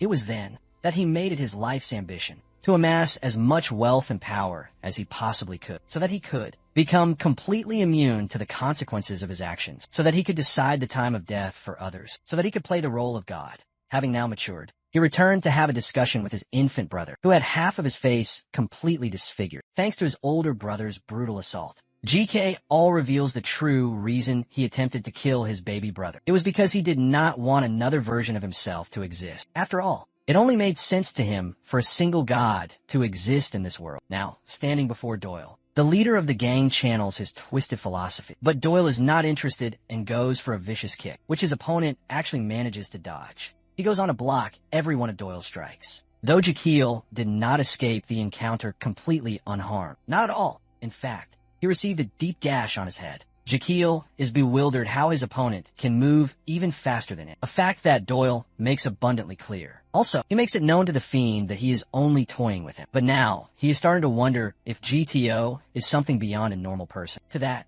the boss admits that he has surpassed the likes of many individuals in his life. He was the one who wiped the floor with Yang by him and left a trail of blood in his wake everywhere he went. And yet, this is his first time encountering someone like Doyle, finding him to be an intriguing figure. Chill lunges at him with his full speed, delivering a similar iconic strike to Doyle's own punches. Doyle is genuinely impressed that Chill managed to replicate his attack. Not that it will make any difference, because our boy sends him flying with yet another powerful blow. Chill stammers for a brief moment, more blood trickling down his face, but he shows no indication of defeat. He tries to sweep Doyle off his feet, an attack that is easily avoided. But then, the next move, it even gives Doyle some trouble to evade, as his opponent is going all out, overpowering him with every single advance. GKO ends up taking a punch to the face, but he lets it slide, gaining the upper hand in their exchange. Jekyll tries to knee him in the face. Doyle ducks and analyzes the state of the battle. The longer this fight continues, his opponent seems to become stronger over time, making Jekyll a terrifying adversary to face. The gang leader unleashes a powerful swing, rivaling Doyle's own speed, who is already unbelievably fast. Doyle thinks that it is remarkable to find a special talent, like this guy lingering in a high school in Korea.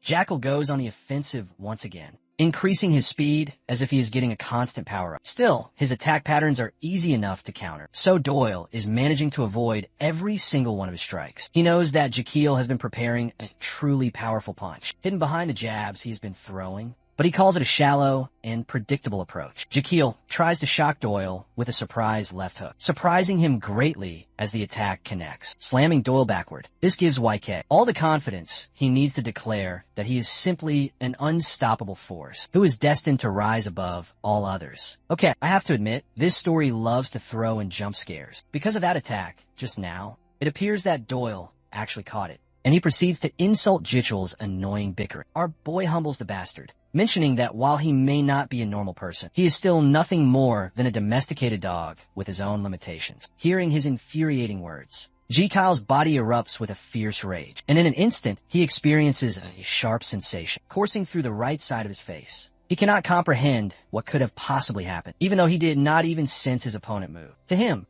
Doyle looks like an avatar, a manifestation of death itself, a terrifying being who has come to remind Coel of his own mortality, drowning in the void. Coel realizes that he is meeting the same punishment that every killer is destined to meet.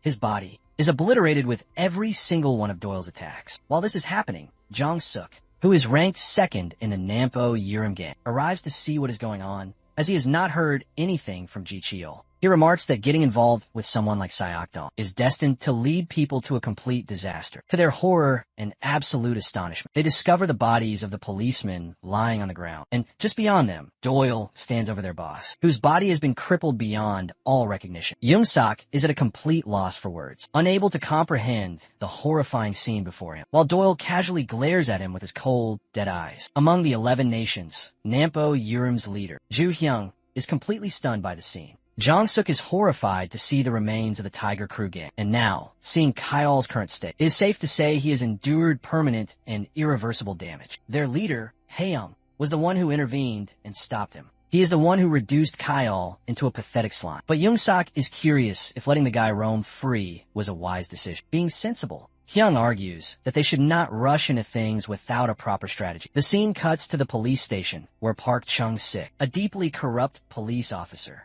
is being threatened with having his information hacked by a random act. They are aware of all the terrible crimes he has allowed to go unpunished for, the bribes he has accepted, and each of them has evidence attached to the person blackmailing him, who wants to investigate a list.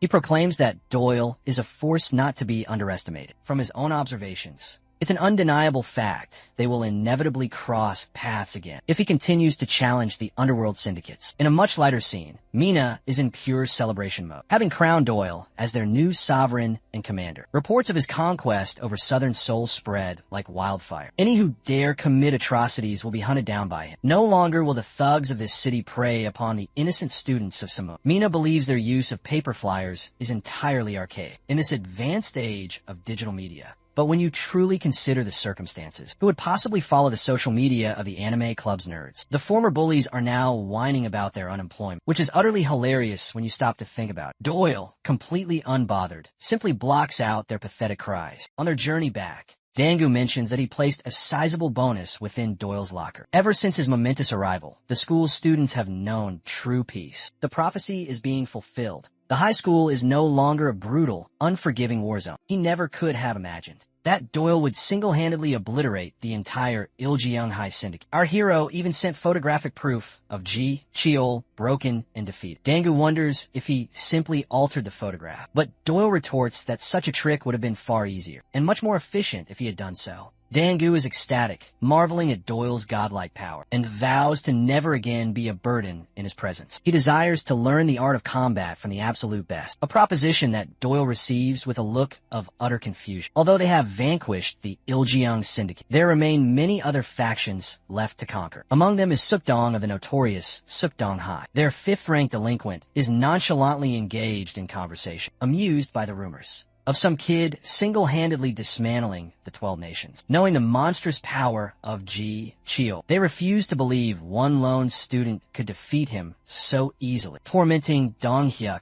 they demand his thoughts and slam him to the ground. Seo Kyuk shows him absolutely no mercy and orders the boy to go and fetch the ball. Dong Hyuk pulls himself together and swiftly retrieves the ball, presenting it back to the merciless delinquent. He is commanded to return to his designated spot of shame, a punishment designed to humiliate him for being a fool. The delinquents persist in their cruel mockery, degrading him for being a disgrace born from his family. The boy remains utterly silent, causing Seo Kyung to become enraged. Still, he does not utter a single word. So the brutish fatty hurls the baseball directly at his head. Dong Hyuk is utterly defenseless, but he manages to duck just in time. But the projectile continues its path right towards Doyle, who catches it with absolute ease. They never anticipated stumbling into such a confrontation. Now, the true crime here is Doyle losing a piece of his meal to stop the ball. The delinquents demand to know who they are. But instead of a verbal response, our hero replies with his fists, knocking the teeth clean out of the fatty's mouth. The only female in the group calls Doyle completely insane, while he calmly passes his lunchbox to Dangu.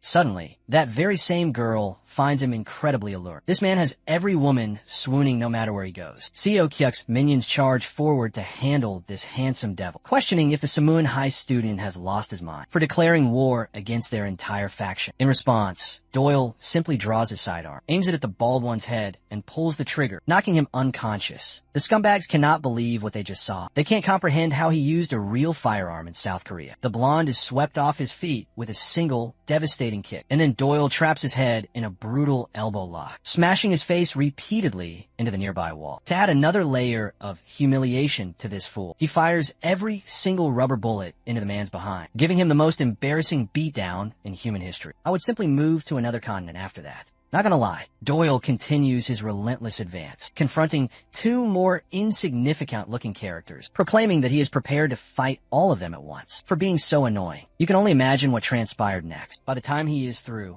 the girl from their school is having her panties in a complete twist. Seo Kyuk has the gall to stand up to him again, despite his mouth full of broken teeth. He questions if he is an assassin sent from Iljeong to destroy them. Doyle offers them zero mercy, confronting the fool who roars that he is here to capture GKO, which is utterly hilarious because Doyle gives him the "Who in the hell are you" look. Seo Kyuk foolishly rushes in to attack, the very same man who literally shattered his damn teeth just moments ago. Doyle even warns him to look down, but that proves to be a lie as he pulls a gun to his face. A single headshot is all it takes to send a clown flying. Their next objective is Sayakdong High, as Doyle looms over the defeated delinquent, who simply cannot understand why he is attacking them. In response, this man utters a single chilling word, "pork," and then he pulls the trigger, initiating the complete annihilation of Sukdong High. 2 entire months have passed since that bloody incident. The seasons are now changing, and Jinju has swiftly evolved into our hero's biggest admirer. Doyle reminds him not to be so incredibly embarrassed as a 20-year-old man.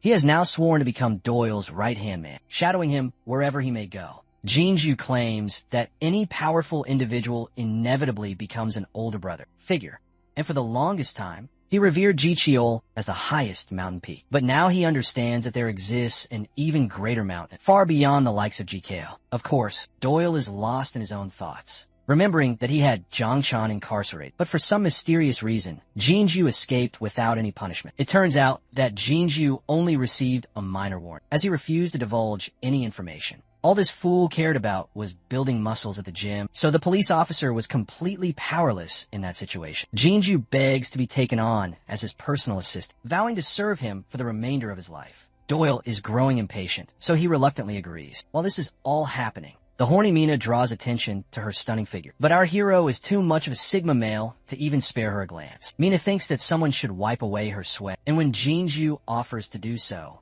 she calls him a complete pervert. Doyle is beginning to entertain the idea of killing these fools and fleeing Korea once and for all. As for Dangu, he is receiving his punishment in the form of exercise. The poor boy doesn't know if he is being trained or tortured. He asked for this, so he's being forced to train his physical body, primarily his lower half. Even though Doyle has yet to teach him a single combat technique, our hero doesn't care if he whines or complains. He is simply doing things his own way. Later, Doyle demands 6 million won for the complete destruction of Sayak Dang Hai, the performance bonus being an astronomically high amount, even though it should only be around 1 million.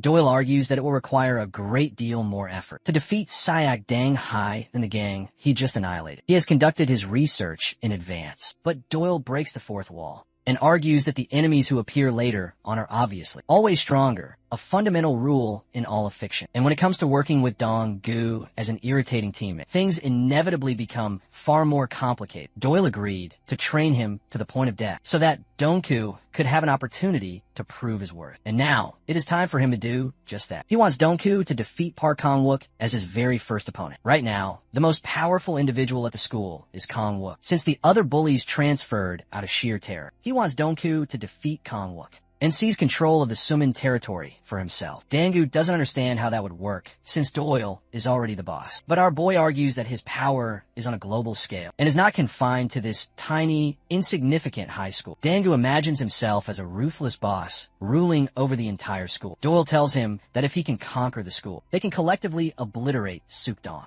within the span of a single week. Back in the classroom, the students are whispering rumors about Dong-ho, challenging Kang-ho to a one-on-one duel. They wonder if Dong-ho's personality has changed after meeting the mysterious transfer student, as he would have never dared to do this in the past. The battle will take place in the school auditorium, so the students all rush to become spectators. The entire school has now gathered, surrounding the two combatants. Dong-gu is as nervous as ever, while Kang-wook believes he is being toyed with. As is tradition, the official battle between the two is about to commence. As for Doyle, he has swiftly become the iconic figure, responsible for slamming GCHH into the ground. Every single witness confirms this fact to be true, even though all footage of their fight was mysteriously erased. They wonder what could have possibly caused Jekyll to end up in a wheelchair, and why he has retired from commanding his own gang, even going so far as to speculate that the National Federation was responsible for stopping him. Still, the pieces just do not add up. How could a group of weaklings from Samun High School ever defeat that absolute psychopath to such a devastating degree? Regardless, there were scumbags prepared to betray the 12 nations, acting as the weakest link in the chain. And this hulking behemoth is here to eliminate those rats. He confronts a group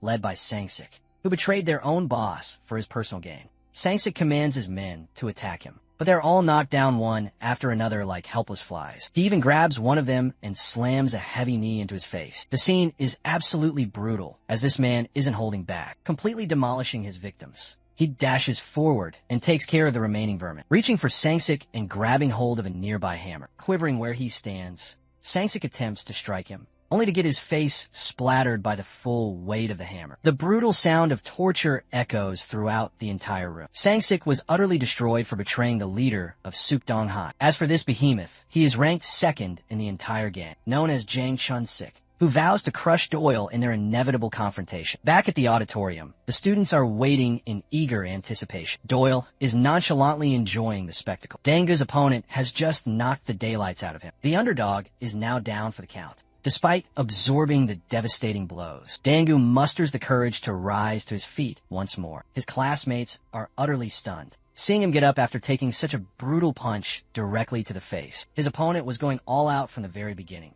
and left nothing in reserve when it came to destroying him. And yet, Dangu's resilience shines as he continues to get back up, impressing his peers and striking worry into his opponent's heart. Wiping the blood from his face, The once cowardly nerd is now standing tall like a determined warrior, prepared for round 2. His opponent's expression shows visible concern, so he tried diving in for another desperate punch, in an attempt to knock Dangu down for good. The powerful hook causes him to stumble, but taking a blow like that was nothing new compared to the beatings he received. In an attempt to retaliate, Dangu threw a punch, but it was a pathetic attack, causing his opponent to counter with a heavy knee to his abdomen, cursing the boy for being so unbelievably weak. Unable to recover from that previous attack, Dangu absorbs yet another heavy blow directly to his face, sending a shockwave through his body as he crashes across the gym. The scene reminds his friend of a conversation they had, where Dangu spoke proudly about being trained by the greatest fighter he knew, though he had yet to understand the purpose of the ambiguous training Doyle had been putting him through. It was time to stop depending on Doyle, but his friend suggested that perhaps relying on Doyle's strength was actually a good thing, because that man was born the monster that he was, and normal people like Dangu and him were just commoners. Remembering that conversation, blood drips down onto the unforgiving floor as his classmates begin to wonder if Dangu has completely lost his sanity for continuing this brutal fight. They begin to question if this is truly the same Dangu they have always known. A boy who refuses to remain on the ground. A boy who always gets back up, no matter the beating. Adopting a fighting stance, he puts his opponent in a state of great turmoil. You see, this is the very same boy who cannot even throw a proper punch. And yet, he now has the eyes of a determined warrior, ready to face any challenge that stands in his way. The scene reminds his opponent of the exact same situation. With Young-chan, as without Doyle's assistance, the boy is completely worthless on his own. And yet, he showed Young-chan a glare of pure determination as well. The only logical explanation is that he must have been faking his bravery, delusionally believing that it would somehow salvage his hopeless situation, or so his opponent believes. This time, he is determined to put Dangu down for good, so he lunges forward with incredible velocity, aiming to knock his opponent unconscious. This time, the powerful lunge resulted in a devastating fist, hurled against Dong's face, who tried to return the blow. But in vain, Dangu ended up eating a kick to the face, making me think his favorite meal is getting his ass kicked. Anyway, that devious kick causes his classmates to worry for him, as it sends him flying, knocking him down once again. Seeing the fight unfold, Doyle's reactions show no signs of worry or concern. It is almost as if he doesn't care about the outcome of this battle. Well, moments later, Dangu's head was repeatedly smashed to remind him of his place on the ground. His opponent hurling insults and roaring at him to stay down, cursing his lungs out, completely drained of his strength. The man stares down at Dangu's beaten body, treating him like an annoying insect who doesn't know his own place. The fight appears to be over as his opponent angrily walks away, shoving past anyone who dares to come near him. Continuing the conversation between Dangu and his friend, he came to a pause and agreed that he and Doyle were too different. He can never hope to become a monster like Doyle, but that's not what he is after anyway. A loud roar echoes through the gymnasium. Dangu questions where his opponent is running off to when the fight is not even over yet. It causes Kong Ho to stop dead in his tracks, like someone just asked him English or Spanish or something. As Kong Ho turns around, his expression contorts with rage, looking as if he has just seen a ghost. He grits his teeth, trying to contain his anger, bolting right at his opponent with another furious strike, calling Dangu a zombie. He throws a full swing jab right in Dangu's face, the kind of attack that should basically rob you of your will to continue the fight, still faced with so much pain. Dangu smiles instead of despairing at the situation. Kong Ho thinks the kid has completely lost his mind, even though the attack fully connected. So there's no way it wouldn't have inflicted any pain. Retaliating sharply, Dangu goes on the offensive, causing Kong Ho to panic as he evades with caution. The scene transitions to a conversation he shared with his teacher, Doyle questioning how he was planning to beat an opponent like Kong Hoon. It was then that Doyle gave him an easy hint that he will absolutely beat Kong Hoon, meaning he will win eventually as the fight drags on. And that's precisely what is happening right now, as even though Kong Hoon chucks a heavy blow into his abdomen, Dong Hoon has a mean-ass expression on his face. This boy has changed in a major way. Kong Hoon cannot believe that he is actually hitting someone, and they are reacting in this manner. Back in his conversation, Doyle explained his logic. He mentioned that a typical fight doesn't last longer than 3 minutes, and beyond that point requires sheer, unadulterated willpower, since there is not a significant weight difference between Kong Hoon and Dangu. The only determining factor of the fight would be their willpower, and that has been the sole purpose of Dangu's training all this time. Though Kong Ho doesn't even expect anything like that coming his way, it meant his chances of victory would skyrocket right as he went past the 3-minute mark.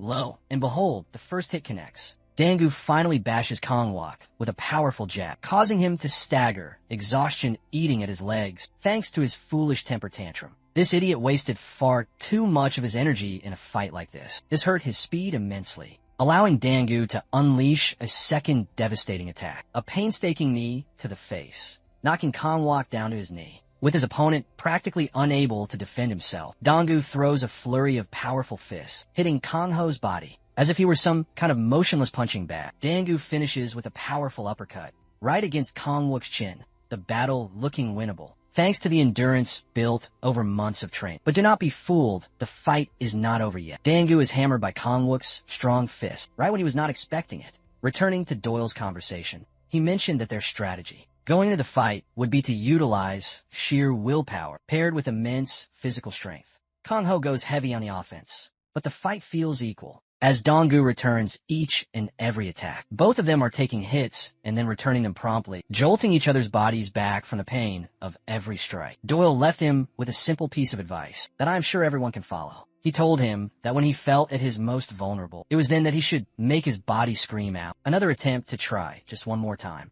Dangu channels that advice into his core as he races forward, recalling each time he was brutally beaten up by his bullies, recalling how Kangwok made a fool out of him on every occasion, his goons toying with him. Each of those moments becomes ammunition for him, a reason to beat the daylights out of this piece of shit. Dangu's eyes are filled with a new flame of determination, a will to fight. He commands his body forward, greatly shocking his friend with his performance. It is then that he remembers Dangu's words from the end of the conversation, who concluded that he was fine being himself and did not want to become someone like Doyle. Each student widens their eyes in shock, while Doyle is mugging them, all looking unfazed at the outcome of the fight. Dangu's apocalyptic uppercut just now was him pouring beyond his 100%. At last, the fight is over. The battle won. Kangwoo is on the ground, while Dangu maintains his stand. His friends come rushing to celebrate the big win, embracing him with love. Dangu is no longer the weak, pathetic underdog anymore. He is the new boss of his high school, and rightfully so. Over at the Russian branch of the Blackhead organization, a secretary has sent all the necessary details to their secret messenger. Focusing back on the scene of the school, Doyle communicates with someone using wireless headphones, surprising Dangu immensely. He's also confused who Doyle is on the phone with, or where they are even headed. Our boy just cannot handle this talkative worrywart, who bothers him with a ton of questions. As promised, Doyle wants to eradicate the Sukdong gang within a week's time, and here is his first target. Inside the room, a delinquent is busy torturing a nerd, like a typical Tuesday in a gang. They're irritated to meet a bunch of intruders popping out of nowhere. Doyle emphasizes that he is going to make true to his promise, and within mere moments, the entire room is filled with bodies on the ground. Their group leader is terrified to meet Doyle's gaze, shocked to find that Samun Hai possesses a powerhouse such as him. This guy is Jong-soo, boasting the 4th rank among the Saikdang gang, but as usual, Doyle bitch slaps him and his group with his unorthodox fighting style, making excellent use of his surroundings. Trembling on the ground in fear, Jong-soo is met with one terrifying question. It is a choice between life and death, raising the stakes even higher. Doyle tells him to listen carefully to what he is about to ask. The first thing he wants to know about is the gambling side. These bastards are running, chasing young people as their demographic. Doyle wants this clown to surrender. The evidence: an involvement of Jong-soo's men on the newly installed app. At this point, Jong-soo is perplexed how a random guy knows about his website. The second thing Doyle has for him is an order to forward to their boss, Wong Kwa-ki. It's a deadline to meet Doyle in Samun Hai and surrender while he still can. He points to Dangu as the boss of Samun Hai, demanding Kwa-ki to kneel before the boss of the school. And if he does, there will not be any needless fight. Junsu is utterly stumped that skinny Indiana Jones over here, who looks like a nerd and is weak as shit, is actually the boss of the school. He's even more worried that this guy may be stronger than Doyle, which is hilarious as hell. Donga stops Doyle to check on what he just heard. Our boy thinks his plan is simple and solid, but perhaps he doesn't know about the kind of man Kwaka truly is. He is all kinds of frightening. So saying something like that is like asking for a death wish, arguing that there's going to be a gang fight. Doyle believes it is going to be Samun against Sukdong. It is pretty simple, actually, so far. Each person Doyle defeated caused another one to take their place and pop out of the blue. He's annoyed and does not want to take that painstaking route again. Instead, he is looking to annihilate Sukdong in a head-on collision. Dangu is scared shitless. To remind him about the insane number of gang members they're going to have to fend off in Saikdong. He is losing his mind, but Doyle is too busy aura farming and does not care about the details. He turns to Jong-soo, reminding him to bring their leader to him in person. Even Jong-soo lets out a nervous laugh, pointing out the irony of the situation. Normally, People are usually avoiding Kwai like their life depended on it. But here, this man is asking to meet the devil himself in person. It is not surprising why Young-soo is reacting like this. Cutting to a warehouse in Gimson, we get to see one guy taking the piss, literally out of fear. What he sees before him is a monster, destroying every human in his path with incredible speed. He is like a ghost with an unmatched speed. The moment this random gang member tries to escape, his life is already cut short, as a blade slices his throat. This psychopath merely smiles in glee. Jong-suk cannot believe that Doyle wants to actually meet this guy, the boss that is known to be violent and unstoppable. This guy is literally throwing hands with everyone, cutting entire groups without breaking a sweat. Unfortunately, Kwai is busy wrapping things up on a business trip, so finding him now would be hard. But Jong-soo promises to inform Doyle of his return back to Seoul. Here is the plot twist. The psychopath we saw just now, the one who was casually dismantling groups on his own, is not Wong Kwai.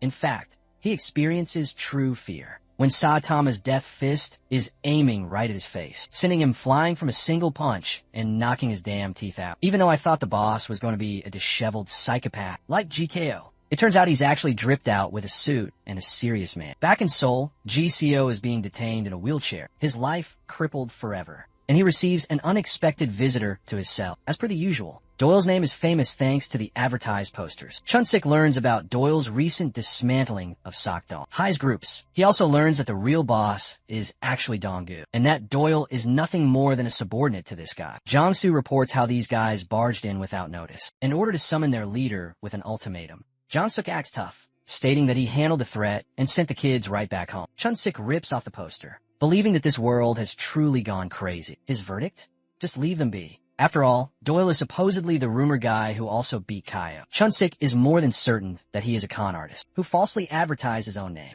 To him, Doyle appears to be some kind of attention-seeking brat, going around spreading lies. So in reality, not a single soul will ever believe Jikyo lost to him, which also means he might want to do the same to Suk Dong-hae. Chun-sik thinks that these attention-seeking pests are nothing more than insects, at the end of the day, who should be ignored and deprived of attention. Back at their school, Doyle is leisurely enjoying himself when Dan-gu worriedly asks if Kwaki will really show up to their school. He is afraid of the worst if Kwakwe does come around, but Doyle is confident they will be able to overwhelm their gang's leader in one way or another. But Danga thinks this guy is overestimating his abilities because he knows next to nothing about the Saikdang gang leader. He is meaner than mean, a supposed guy who has far surpassed the limitations of humans, a man known to be human, but his strength makes you question whether he truly is or not. Doyle inquires more, causing Dong-gu to tell him a story regarding a rumor he heard about Kwaki. Apparently, this son of a gun was responsible for beating a bear to death after it escaped from a zoo. This bear was wreaking havoc and scaring the people until he showed up. One man was responsible for beating it dead, and that man was none other than Wong Kwai himself. Enjoying his drink, Doyle doesn't even bother to flinch, while Dong-gu is worried to death. Doyle argues that there is not any point in lamenting their situation, with how far they have come, while they are having their chat. A secret spy is eavesdropping on their conversation. Doyle confidently concludes that the gang's leader will definitely show up in Seoul. Back at Jong-soo and Chun-sik's meet, Jong-soo talks about how this supposed attention seeker, Doyle, could pose trouble for them and create chaos. Just like Chai-ho, Chun-sik remembers Chae-ho, the dude from a national federation. But that guy is so powerful that Jong-suk would never have survived an encounter against him. Little does Chun-sik know, Jong-suk has his balls in his throat, because that is literally what happened in his encounter against Doyle. He nearly died. Chun-sik's chicks show up with a bunch of snacks. He chats them up, introducing himself as a member of Sayakdong, and learns that the girl is from Cheongil High, where one of their gang members also studies. While he is busy drowning in pussy, Jong-soo is irritated out of his mind to see Chun-sik worried about a girl, and not one his own. Doyle ended up going to Jong-soo's residence, so he could always beat him black and blue if he betrays their deal. But if he ends up telling Chun-sik the truth about the situation and how badly his men were beaten,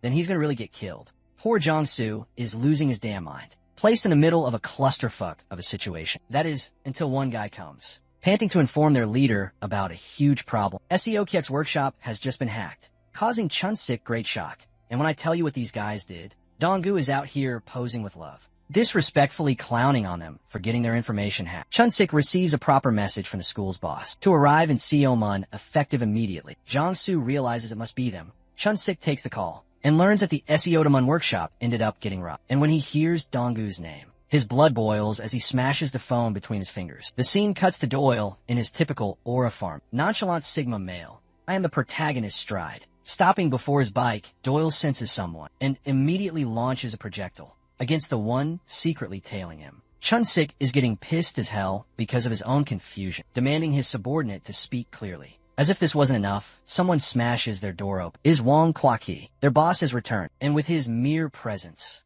they all lower their bodies to pay their leader great respect. Chun-sik is sweating bullets. He looks like a pussy with a tail between his legs. Around this behemoth, he apologizes for not greeting his boss properly, but Kwakwe cares little about those things and immediately asks about Samun's location on the map, all the while chugging down some liquor. Baffled, Chun-sik inquires in confusion. Kwakwe smashes the bottle against the nearest wall, his intentions remaining hidden. As the scene cuts to his interaction with Ji Cheol in his detention, Kwakwe is rather disappointed to share a conversation with a cripple who was once a powerful and ruthless gang leader. Holding out his hand against the glass pane, Ji Cheol gives him a menacing look, wishing Kwakwe well for his safety. This is basically his way of saying, "You're about to get your ass kicked to the moon and back." JKL remarks how a small moment can result in a lifetime's worth of injury and pain. His last words noted the existence of a creature as demonic as Satan, living amongst the students of Samun High School. And it is because of that, Kwakwe ordered for an immediate arrangement of his troops to prepare for the battle against Samun High. Now, Doyle is sticking to his American ways and questions if the blonde is the one secretly spying on him. All this time, apparently, Doyle is supposed to be this person's captain, suggesting a connection to his former team. Anyway, things are finally getting serious with Wong Kwakwe.